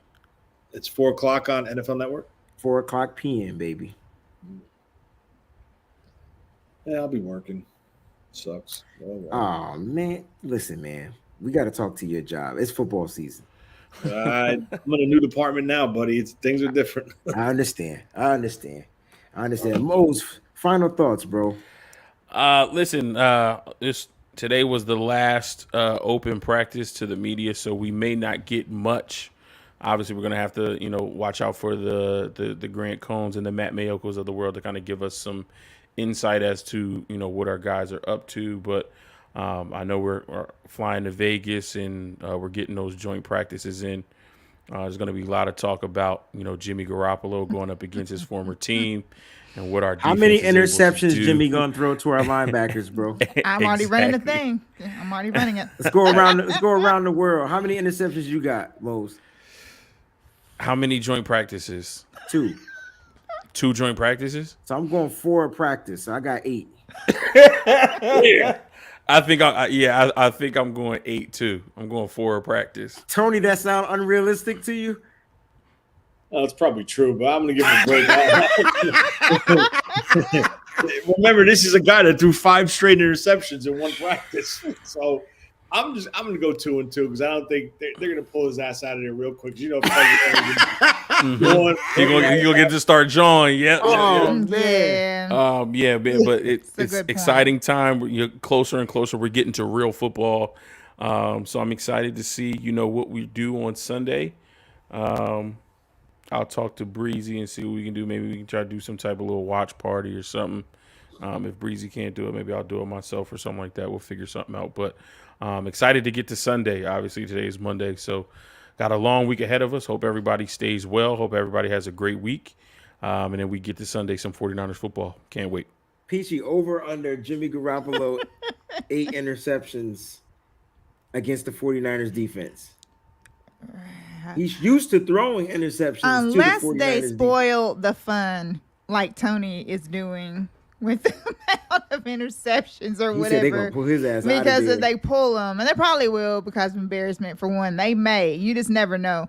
I'm gonna go probably right at 8. I mean, just 2 days ago he threw like 4 and then like 3 almost ones. That was against his defense. To a linebacker, a cornerback, and 2 safeties. That was against his defense. Yes. Let's just read this real quick from Sean Peachy. Oh, go ahead, Tony. You know these guys know his tendencies. So that's what I'm saying. Like, I'm gonna have the popcorn. I'm gonna be glued to the television. Well, for these practices, I'm gonna be on Twitter like a mug, bro. Like I want to see. Josh McDaniels gonna black the hell out on that sideline, bro. Jimmy might lose his starting job immediately. This is not hate. This is not hate. I promise this is not hate. Peachy, let me just answer these real quick so you can wrap the show up. Big Daddy Niners, no simulator, Breezy. There's absolutely going to be I'm waiting for Madden to download on my PS5 as we speak. Definitely going to be simulation. Definitely going to be the simulations. Sean has a super chat. Y'all notice Brown credited the linebackers mainly for mentality. He talked about Fred Warner and Dre Gruden hunting. Being hunters. Being hunters. And he said you cannot be on this field if you don't hunt. Trying to tell you. Ooh-wee. Trying to tell you. Kenny says they got Marcus Peters. He can gamble if he wants to. But we got fighters. Marcus Peters versus Brandon Ayuk would be a dope boxing match. I don't think we're gonna see it though. Dang. In practice, you're gonna see it, bro. In practice, yeah. In practice, yeah. That's where the fights happen. But it all depends on if they insert Marcus Peters into the starting lineup. If he runs with the ones, good point. He might not run with the ones. They don't want that smoke anyway. Yeah, I don't think they not don't want that. Take us home, baby. Woo! No. So, first of all, I'd like to thank everybody for rocking with us for almost 2.5 hours. It was a pleasure having GM Tony on here. Haven't seen him for a long time. So it was great to see our brother Tony on here. Throwing down the knowledge as always, everything like that. Guys, we're about to have a preseason game. I'm so excited. Like it's football. Like it's actually going to be football, and it's 49er football, and it's getting closer to the first game in Pittsburgh and everything. But you guys were champs for hanging out with us. Some of you hung out with us from the very beginning till now, and we really appreciate that very much. There's a lot of shows on, and the fact that you guys stuck with us just makes us feel really special, and we appreciate that. We really do. For all the new people that came in here, I saw a couple of newbies. Appreciate it. Please come back and be sure that you subscribe to the channel if you like what you heard, like this video.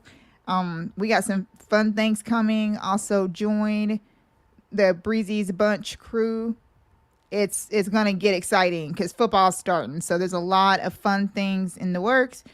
Also, me and Breezy are about to start a fantasy show. What's Your Fantasy? And so we're looking forward to that, bringing you guys all the fantasy news and having some fun on there. And so like other ones, it's going to be different. So it's like her connection just farted real quick one time and then it booped her out. or censored you. Like you was like, "Yeah, we got the fantasy show." And then sorry for that. Nah, it ain't your fault. It's just your connection farted.